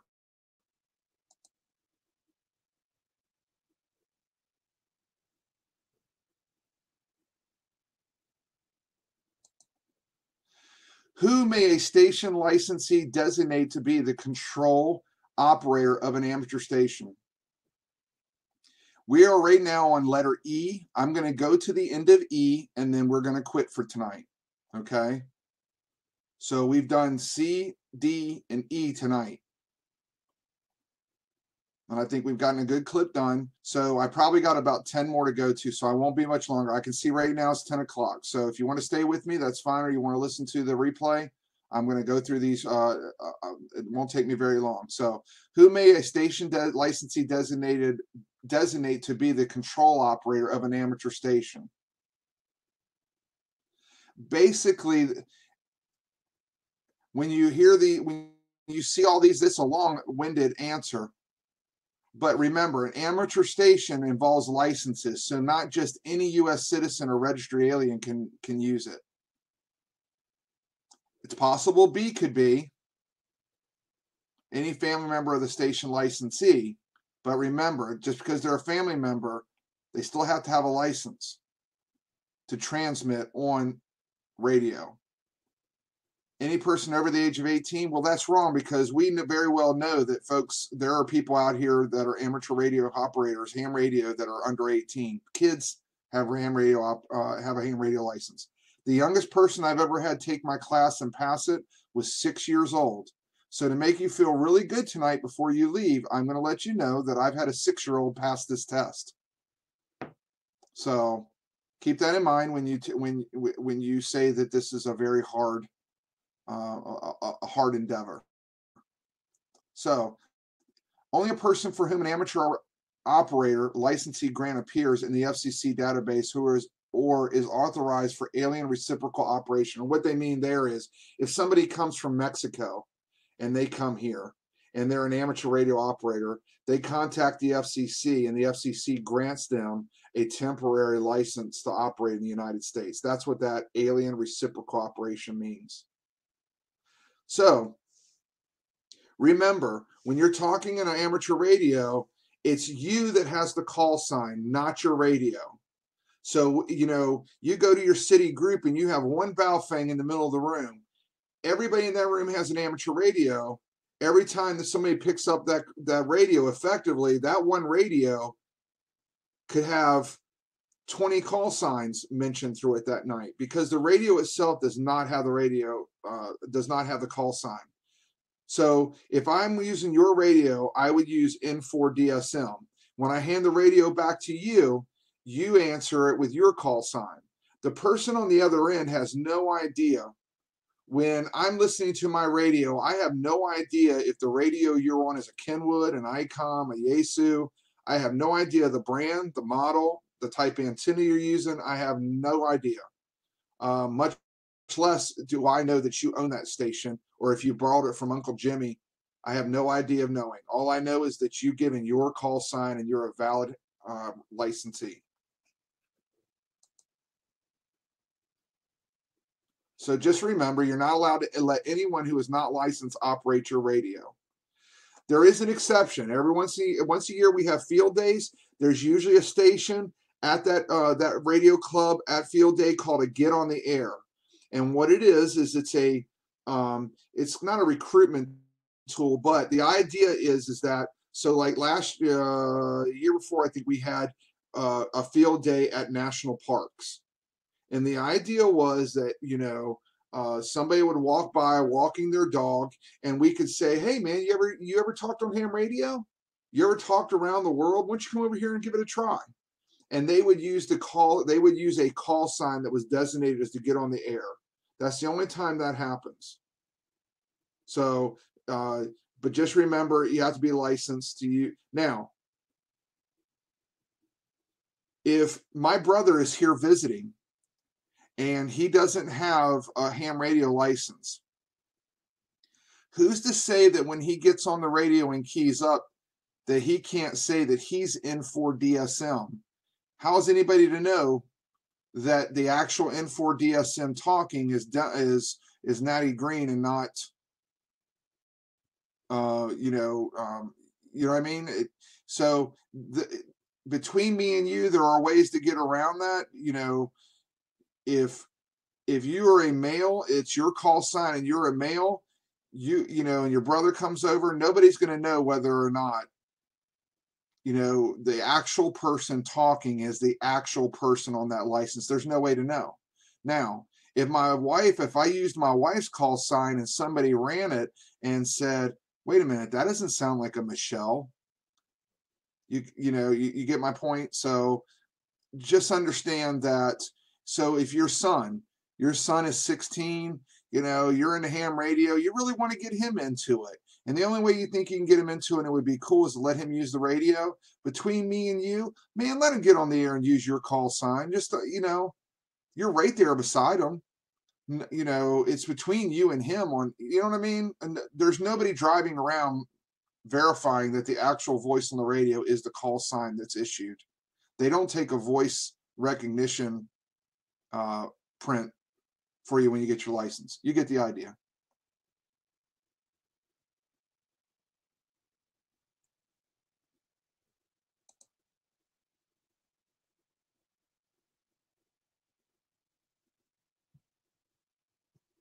So you get the idea there. Who must designate the station control operator, the station licensee? Think about it. It's the only one. You got station in the question, you got station in the answer. The station control operator is the person that puts their hand on the tuning knob. Who gets to decide that? Well, the person that owns the radio. They're assuming that the person that owns the radio is the station licensee, but there's got to be a valid call sign that's being pumped through that radio. If me and you are sitting side by side each other and you have your hand on the knob and I have my hand on the mic and I tell you to tune to this station, I'm not really breaking the rules because I'm still in control of the station. That's right. That the operators are licensed. And this is the ambiguity that I want to explain to you. And this is why the technician test is such a beast. Or what I mean by beast is the ambiguity of it. You know, when you're in terms of broadcasting, you have a station like WCBS. And you ever remember it had the mic and it had the little call sign above the mic? That's the only thing I can think of on why they would say something like this and they would convey it that way. Technically, the rules say that if N4 DSM is, you know, there's a radio at his house, that's his radio, that station, that radio has his call sign. That's the way the FCC kind of looks at it in the books. It's the most ridiculous thing in the world because you don't need a license and they don't program your radio. They don't imprint your radio when they send it from the factory with your call sign in it. That radio will work for anybody that keys up. So it's absolutely ridiculous, but it's confusing. It really is. And I don't blame you for kind of scratching your head on that one. But think about it. It's my call sign. If you were to look up my call sign N4 DSM, it doesn't say ICOM IC 7200 as the owner of that call sign. It says Dennis McClure. So that answers your question there. The control operator is the station licensee or a licensed ham operator designated by the station licensee to be the control operator. So when you hear control operator, you should keep in mind the person that is physically at the controls of the radio itself, on the tune knob, what we call the VFO, on the filter knobs or whatever. That is the control operator. The control operator is the one that's keying up the mic. Okay. The station licensee is just a redundant term, and I push through it, and it's the hardest thing for me to be able to explain because I honestly I just can't. It's the dumbest thing in the world, but it may be one of those instances where you're going to have to remember just to answer to the question. So designated the station control operator, again, station control, station licensee. Nothing else in here. The FCC has no idea who's controlling my radio. The ITU definitely doesn't, and we'll explain what a frequency coordinator is. What determines the transmitting privileges of an amateur station? Well, I think this is one of those oh duh, give me questions when you really think about it. It's the class of your radio operator license. You being a technician dictates what privileges you have, not your ethnicity, your sexual orientation, nothing, just the class of your license.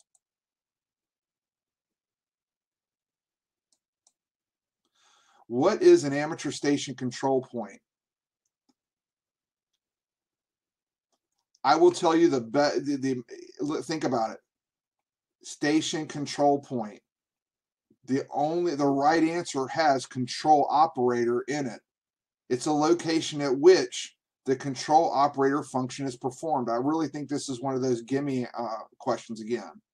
What is the control point? Location in which control is performed, right? However, I want to bring something to your attention on why this is a little crazy, because some of the higher end radios you can control remotely. There are some radios that I can put a Ethernet cable in the back of, and from my work, I can log into a web page. I can sign in, and I will see the controls of my radio from my computer at work. And with a headset mic and in my mouse, I can use my radio from work. And they make those, they're getting cheaper and cheaper to have that capability. So there's still a control operator. The control operator, the point of control isn't on the faceplate of the radio. The control of the radio is being done remotely. But there is a control operator there, and the radio is being controlled by a licensed operator, so it is legal. And what you see here is a picture of a gentleman who is doing that.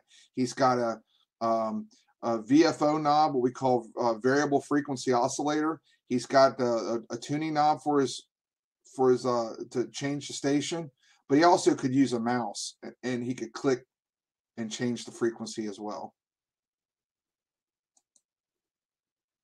Carlisle, hope you feel better. You got the replay. If you have an issue, let me know. But you got the replay to catch the last half of this. You should be okay, man. Pop some naproxen and go chill. Under what type of control do APRS network digi-repeaters operate? It would take me, APRS is automatic position radio service. So there are radios, see if this is an example of an APRS system. So if you plug in a monitor to that radio, you can get and use a certain program that radio provides. You can see where other radios that have APRS service are located in reference to you. This comes in handy with emergency communications. For emergency communications, and they want to know what assets are around them, especially communication assets, this is of a great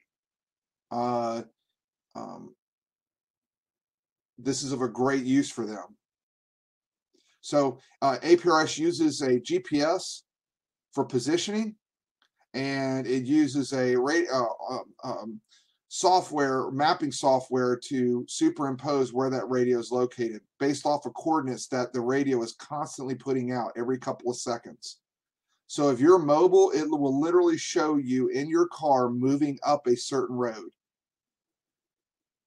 And in emergency communications, that's important because sometimes emergency communications, they have to move. They have, incident team commanders need to have a communicator with them at all times to communicate to others. So it enables folks to know where that incident team commander is with the APRS. And in this picture, you can see that he has a couple of radios here, and one of those down between the seats here, that is an HF unit. He can talk around the world on that. But you see this Ethernet cable that's coming out. He's probably got a receiver just for that function to show where it's at on the map. Okay?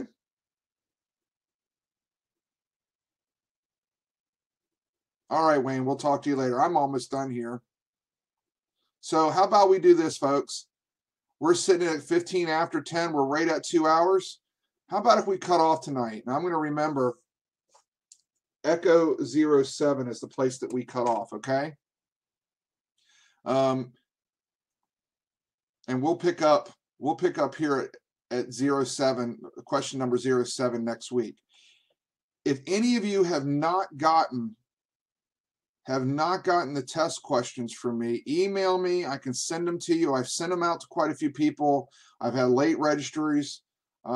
If you come here and you've been here this week and you weren't last week and you got here somewhere other than me, understand that I get a lot of emails during the week, and between work and family time, it takes a lot of work to put these classes on and stuff. So I try to get to every email.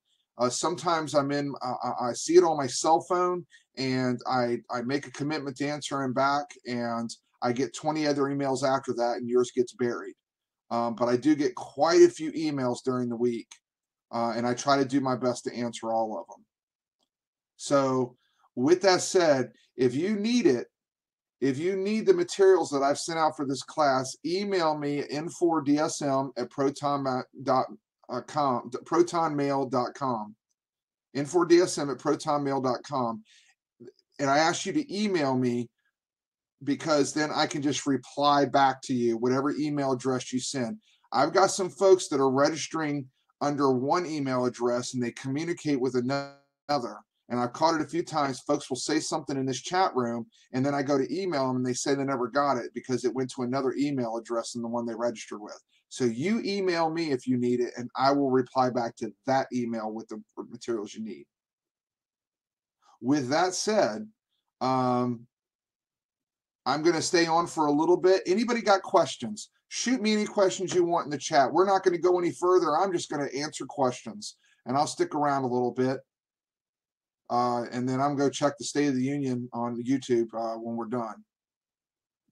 Anybody got any questions they want to ask me? Something you saw tonight or last week that just didn't quite make sense to you that I can verbally tell you?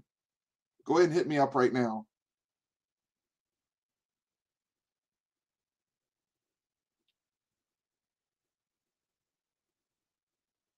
Give it a delay. My email address is N4DSM. It's November 4, Delta Sierra Mike, N4DSM at Proton Mail. So proton like electrons, neutrons, Proton Mail, one word, protonmail.com. N4DSM at protonmail.com. All right. Digipeaters. Digipeaters are repeaters that are solely for the purpose of APRS operations. So you can't talk into them.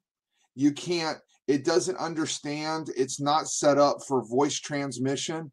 It's solely for the purpose of sending positioning information out across the network.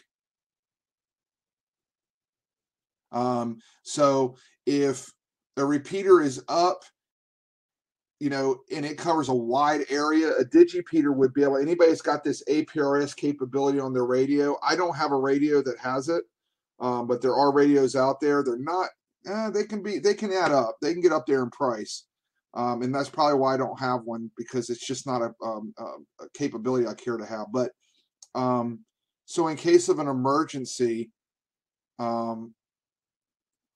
part of the emergency management system that some localities have is they have a mobile repeater that they already know that they will go and set up at a highest point in the area solely for APRS operations. So think of APS operations and digipeaters, cop cars. They know where each other are at all times. They can look on a map and see where each other are at. Cab companies use the same technology. An address comes in, they can look on a map and see the closest car to that address and send through digital signal, send the address to that car to stop at that address and pick somebody up. So I hope that helps, Lynn. Debbie, I have a problem with the YouTube.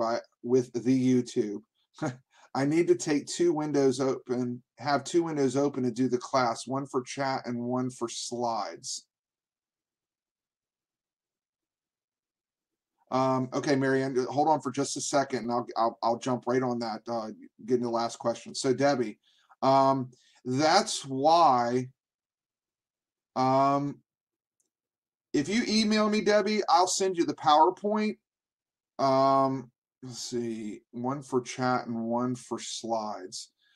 Generally, you can just watch the YouTube. If you have the test questions that I sent, I'm literally following those one after another. I'm going in order. Just really concentrate on the YouTube video. And if you have a hard copy of the test questions that I sent out, if you didn't, email me n4dsm@protonmail.com. I'll send them to you. Print them out and write your notes next to each question in a way that it makes sense to you. Does that help? But I understand what you're saying is, I mean, I've got 4 monitors sitting in front of me. So just to show you guys.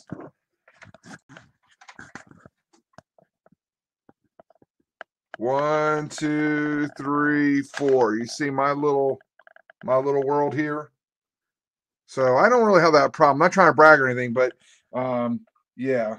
So let y'all see my beautiful mug once and for all, so y'all can see what I look like. Okay. Marianne, you asked a question. Where was that question? Can you go back to the last question? Under what type of control do APRS network digipeaters operate? Again, digipeaters do nothing but constantly transmit location information. So this right here, this radio that you're seeing, let me turn back on my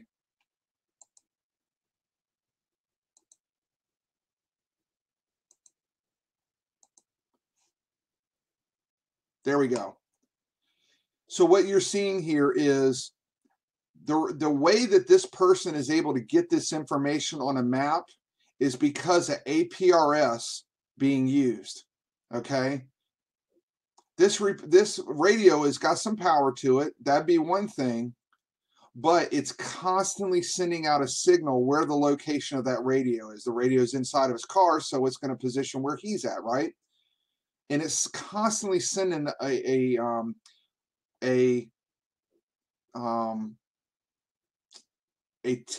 telemetry, a measurement. Remember, telemetry measurement is a question. It's sending out a telemetry command back and forth to the repeater saying, I'm this far away from you.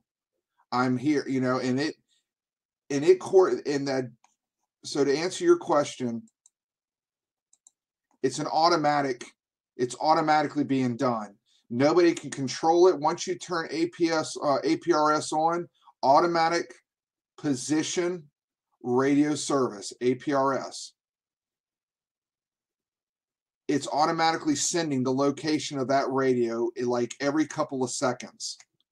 Okay, and the repeater, the digipeater, it's called a digipeater because it's only a digital signal, is sending back information to this radio to tell it where everybody else is as well. And it's happening so fast that it's just a constant thing that's going on. And as you change your signal, your location is changing and sending a different location to the digipeater, which is sending it out to others, and it's reflecting a change on their end. Okay. Is there a basic station you would suggest to purchase to start with? Okay.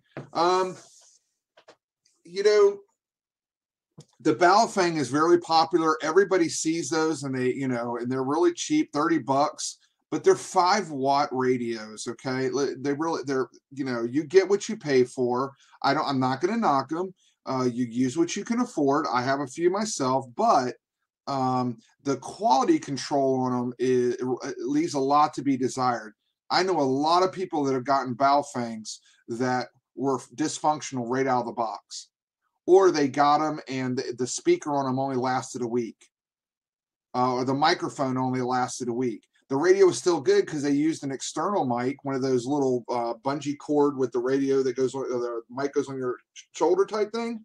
But yeah. So if you were going with a mobile unit like this gentleman has right here, this radio you're looking at right now is a Kenwood. It probably runs about $500 because of this capability of doing this APRS. Other than that, if you were to focus in on that, on the faceplate of that radio, it has the same frequencies as a Baofeng does. This radio here is 50 watts. Your Baofeng is only 5 watts. Okay, for $30, you get a Baofeng with an antenna attached to it at 5 watts. You're transmitting. This radio here, if you don't have it in your car and you have it in the house, you have to get a power supply. Okay, because it runs on 12 volt. You can't plug it directly into a wall.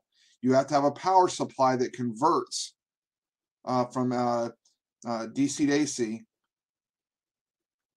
And then you'd have to have coax to go to an external antenna because there's no antenna attached to this. And then you would have to buy an antenna. Okay, so you can see that the price exponentially changes.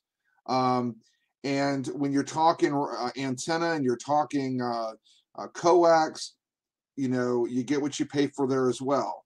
I've got a nice Kenwood radio like this one, similar to this.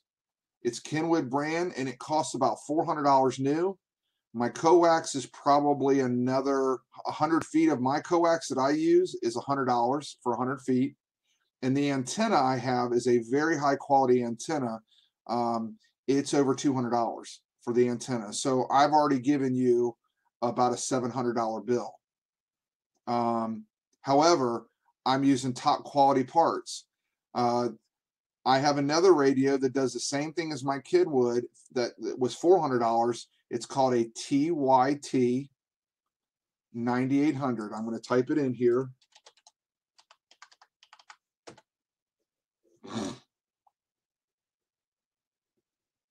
And you're asking, what is a good home base unit then? You know what? I'm not a fanboy of any particular brand, but I will tell you that Yaesu is spelled,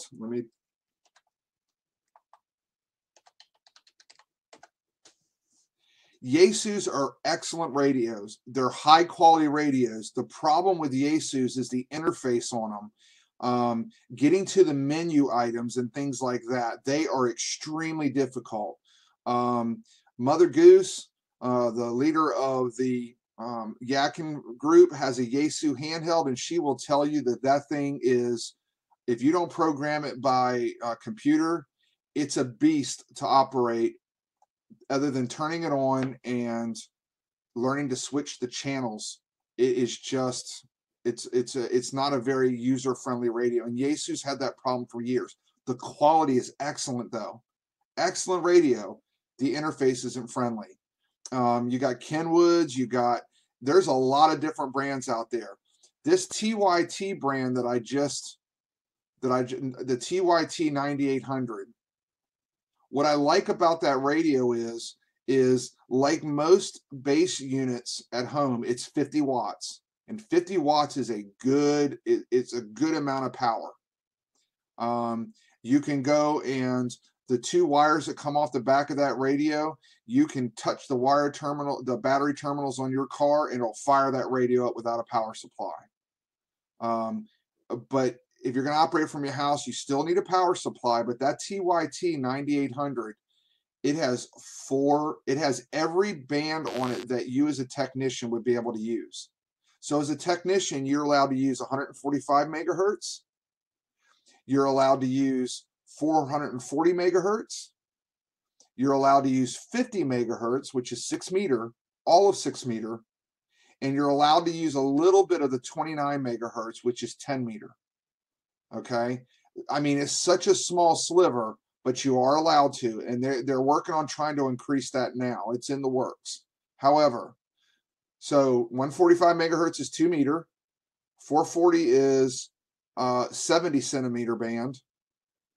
50 megahertz is 6 meter. And 29 megahertz is 10 meter.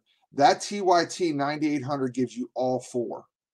Your Baofeng only gives you 2 meter and 440. And that TYT radio I listed is only $200, $199. Now, you have to get a special antenna that allows you to get all four of those frequencies. But you could go out and get any dual band antenna to use with that radio. You're not restricted to using that quad band antenna. Only if you want to use all four bands that the radio is capable of. But you can go out here and get any dual band antenna that's used for, a base station, and you would only be able to use that radio for 2 meter and 440. So I hope that helps you a little bit. And TYT is a good brand. It's a Chinese brand. Yaesu makes an exact model of this radio, and it's twice as much. It's over $400 for the Yaesu brand. And if you put them side by side, even the knobs and everything are in the same place. So, Terry, I hope I answered your question. If I didn't, or if I've any vague, tell me now. Write it up here now, and we'll. Anybody got any other questions?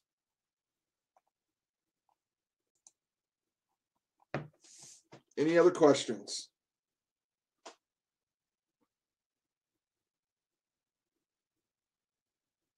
Don't y'all love my mess of an office? This is my home office. All my college books in the background. Here's that radio I told you about.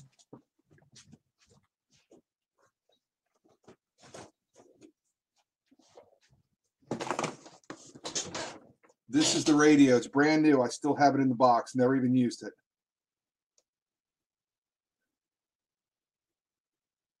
$200 for this radio, and it gives you 4 bands. Excellent value. My wife bought this for me last year, and as you can see, I still have the radio in the box. So I will be using this radio shortly. Good radio. $200. It's really tough to beat it. And then, of course, Kenwood, this radio here was over $400. So big difference, right? And they essentially, this radio here for $200 does more than my $400 radio that only does 2 bands. This one does 4, right? So which one would you rather use? So if you're asking me which is the best, a good home base unit, this top one is the one that I would tell you to go get. For the bang for the buck and the money that you spend, I would, you just get more with this radio, 9800. The software for it is free. In fact, this top one, you can use Chirp, the same software that you use for your Baofeng, you can use for this top one to program it. The programming cable for it is $10. So, Any other questions? Any other questions? We're going about 30 minutes over, and I know people are starting. I'm killing you here. Feel free, man. No dumb questions here. I got 17 people still on, but I am here to answer your questions.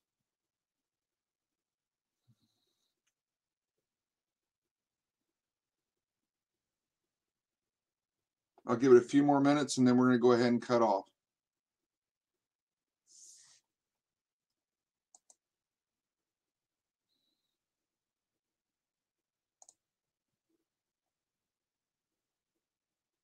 You bet, Lauren.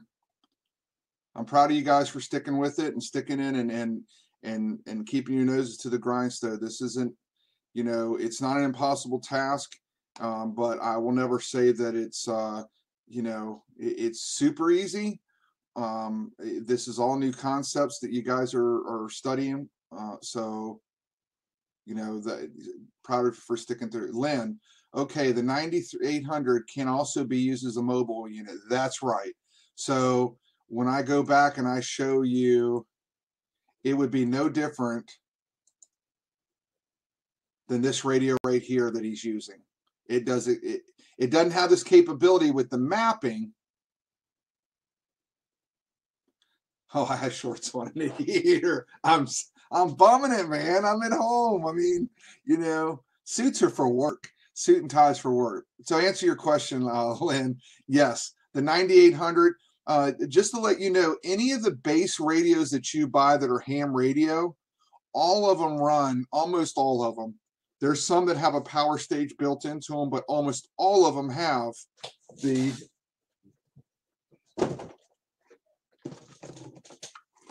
two wires, and it looks just like this radio when we get mounted. I'm going to show you. So you see that? That's all the wires that come out of the back of this radio. Just two wires. Does that look familiar? This is it's 12 volt. All ham radios are 12 volt. Just about all of them.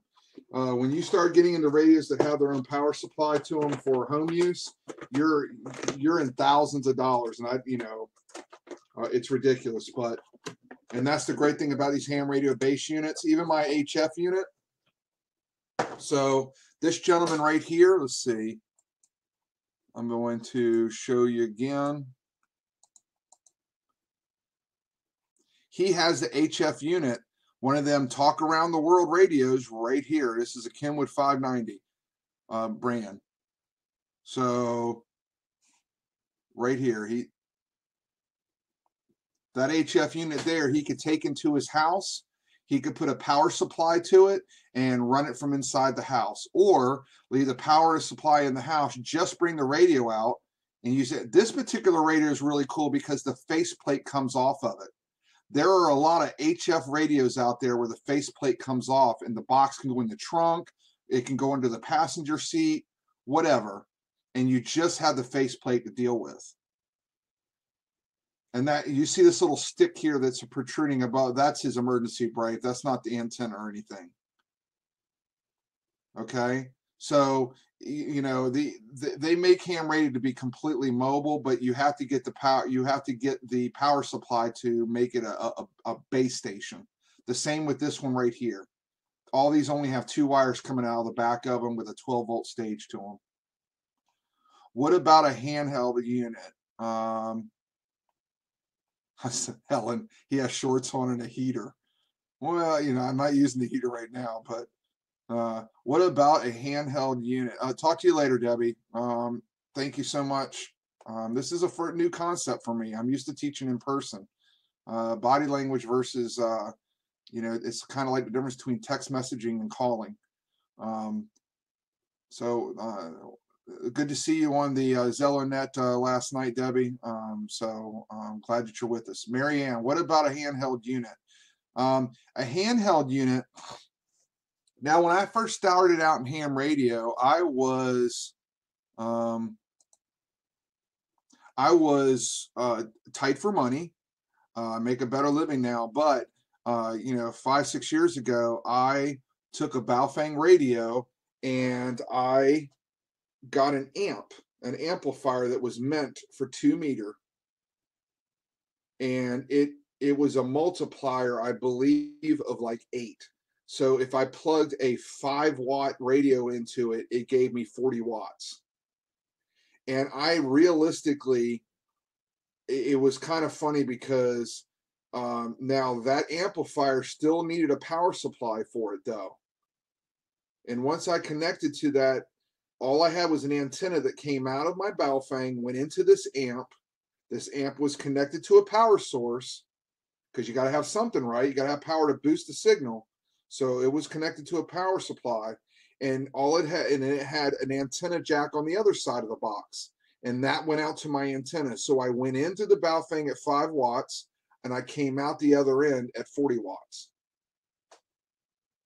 So that is the cheap man's way of doing stuff. But you know, I bought that amp for like 20 bucks.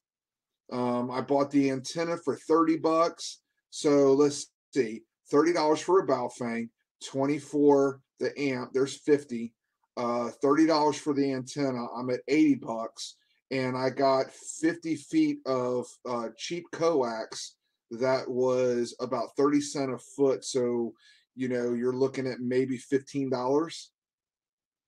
So I'm looking at what, $95, and I went to 40 watts on a Baofeng radio. So, you know, one thing you learn about ham radio operators, ham radio folks, is they are, and I'll be really blunt when I say this, ham radio operators were the nerds that were in your high school class. You know, a lot of ham radio operators were the ones that didn't get girls. They didn't get dates. They probably didn't have a date to the prom. That's just a fact. They were your geeks that were into science and math and into electronics and things like that, while everybody else was into athletics. And that's not always the case, but I think you get my point. And so ham radio operators are very resourceful by nature. And, you know, I'm as bright as a 5-watt bulb on a dimmer switch. And I learned that what I told you about the Baofeng and an amp, I learned that from another radio operator. So with that said, you know, it depends on what your money is at. You know, if you're on a fixed income and can only afford so much, you know, there's always a will, there's a way to get around, to get what you need to get the job done. And you remember I've told folks that I've spoke with the Baofengs, use what you got and use it to the best of your ability, so much that you use it beyond what the manufacturer expects. So when the manufacturer Baofeng made those radios, he wasn't expecting a guy like me to hook it to an amp and create 40 watts of power and put an external antenna on top of my roof. So I got out, you know, so you get the idea. So what about a handheld unit? Hey, you know, like I said, but you get what you pay for. I got a handheld unit that's $400. Would I rather have, and if a Baofeng is $30, would I rather have 11 or 12 Baofengs in the top of my closet, or one $400 Kenwood? If I break that Kenwood, I'm going to be really mad. I'm going to be a pleasure to be around if I break it. Baofeng, if I break it, we're probably going to be using it for kickball, and I'm just going to go to the top of my closet and get a new one. So, anybody else?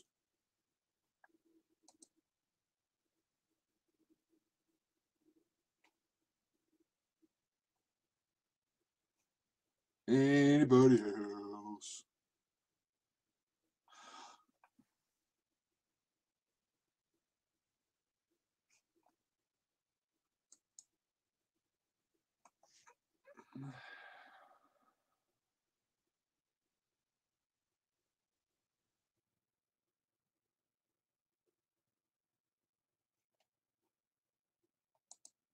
Okay, so same time, same bat channel, different day. Next Tuesday. You don't have to register. You're already registered. Email me if you need the materials. Oh, how far does a 5-watt signal go? Fayetteville to Charlotte, No, Lynn, unfortunately, you know, and you'll learn that in this class. And the reason why is because the Baofeng radios are what we call ground wave signal, a ground wave signal, and it explains, the name explains it all. It's a ground wave. It hugs the ground. So when you've got a handheld and a signal comes off the broadside of that little antenna on top of the radio, that's why they tell you to hold the radio right side up with the antenna pointing up. You're susceptible to your signal being blocked by buildings, dense vegetation. It's kind of an interesting concept. I'll throw this out there. A signal goes farther in the winter time than it does in the summertime. Now, why is that? Because in the wintertime, there's not nearly as much vegetation between point A and point B. You know, getting a signal around 1 or 2 trees is one thing, but if you're sending it 5 miles, there could be 5,000 trees between you and 5 Mile Point. That signal is going to get choked out at between 5,000 trees, right? But if all the leaves are off of it, it's just like when you're in the forest. I got woods behind my property. In the spring and the summertime, I can't see the back of the property. Right now, I probably could throw a baseball and hit the back of the property. So interesting enough, in the wintertime, you can get out further. So to answer your question, how far does 5-watt signal go? I wish I could give you a solid answer, but I can't because so many factors play into it. Atmosphere. Is it raining? What's the temperature outside? You know, if it's raining, a signal isn't going to get nearly as far when it's raining, right? If it's nice clear day and the sun is shining, you know, you got a better chance of getting your signal out. If you were in Kansas or in Florida where there isn't a single mountain in the state, you probably 5 watts, you could probably, with no repeater, you could probably get a couple of miles easily. Easily a couple miles, provided that there's no buildings in your way. How far would 5 watts go in downtown Charlotte? Probably not to the end of the block. How long would 5 watts go if I was standing on Mount Mitchell and you were in Asheville? You probably could hear me from 5 watts on Mount Mitchell. Why? Because there's nothing blocking my signal. I'm at the highest point there is. And that's why there's repeaters. That's why repeaters are always at the highest elevations that they can be. They're on top of buildings, on top of hospitals. Generally, if you go wherever you're at, wherever the tallest building is around your area, if you're in a city, there may be a repeater at the top of it. Or repeaters are going to be located on top of hills or on top of TV towers. So in Randleman, there is a repeater. It is 145.250. It is located at 1,500 feet on top of Channel 2 WFMY's TV tower. So that repeater gets out all over the state, and it's only putting out 30 watts and gets out all over the state. If you can hit that repeater, can you hit that repeater? Well, it all depends. You know, I've hit that repeater on 5 watts. I've hit it from Winston-Salem, which is easily 30 miles away. But when it's that tall, I can't see the repeater. But as long as there isn't an object between me and it, there's not a whole lot that's stopping me from being able. It doesn't take a whole lot of wattage to get a signal to go out, provided that nothing's blocking it. So your 2-second question, I wish I could give you a 2-second answer, but with ham radio, there's no such thing. How far can 5-watt signal go Fayetteville to Charlotte? No. If you were to use a repeater, I would say that 250 repeater, you may be able to hit that repeater from Fayetteville. You may. It's possible if the conditions are right and it's not raining, things like that. It may come in scratchy, but you may be able to hit it. And from Charlotte, I believe in Charlotte, you can hear that 250 repeater, but you're using a repeater, not just the radio by itself. So the receiving party of your signal, the receiving party isn't hearing you, they're hearing the repeater. Does that make sense? So they're hearing 30-watt repeater, they're not hearing 5-watt Lynn in Fayetteville. They're hearing 30-watt repeater in Randleman, North Carolina. Any other questions? I know Lynn's asked me a few, and I want you to keep asking them. Do you need an antenna to use? Yes. Here's why. When a radio puts out a signal, it has to have that signal has to leave the radio. If it doesn't leave the radio, the longer you key up, you're generating a frequency inside that radio that's not getting out. You're creating heat. So if you don't have an antenna, you very well could fry the radio. So that's why you can't just use any antenna for any radio. Now, let's rewind just for a second and understand that to listen, you can use just about anything that's metal. So if I have a shortwave radio, I can take alligator clips and go out back to the farm out back and clip to his wire fence. And now I have an antenna. How good is that antenna? It all depends, right? But it's metal. Look at my wife, time to wrap up, Natty. So you could use a fence, you could use a metal pipe in your house. You can use it to receive the signal, but to put out a signal, there has to be the antenna has to be comparable to the frequency that it wants to transmit. That's why not every antenna is meant for every frequency. There's a science that goes with that, and you learn that in your general class license on why you need for 2-meter radio. For 2-meter radio, an antenna really only has to be about 3 foot long for it to be what we call resonant. Resonant means it's a perfect antenna match to the antenna. You're going to learn what we call SWR, standing wave ratio. You're going to learn that in technician class as part of your testing. That will explain to you just the core basics about antenna and why you need one and what you need.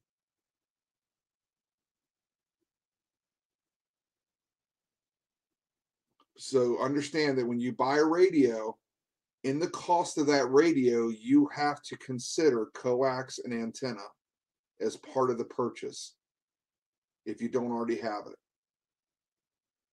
I've got probably 6 antennas around this house, but I can't use any one of them for my 2-meter radio. I have to use a 2-meter antenna for my 2-meter radio. Anybody else?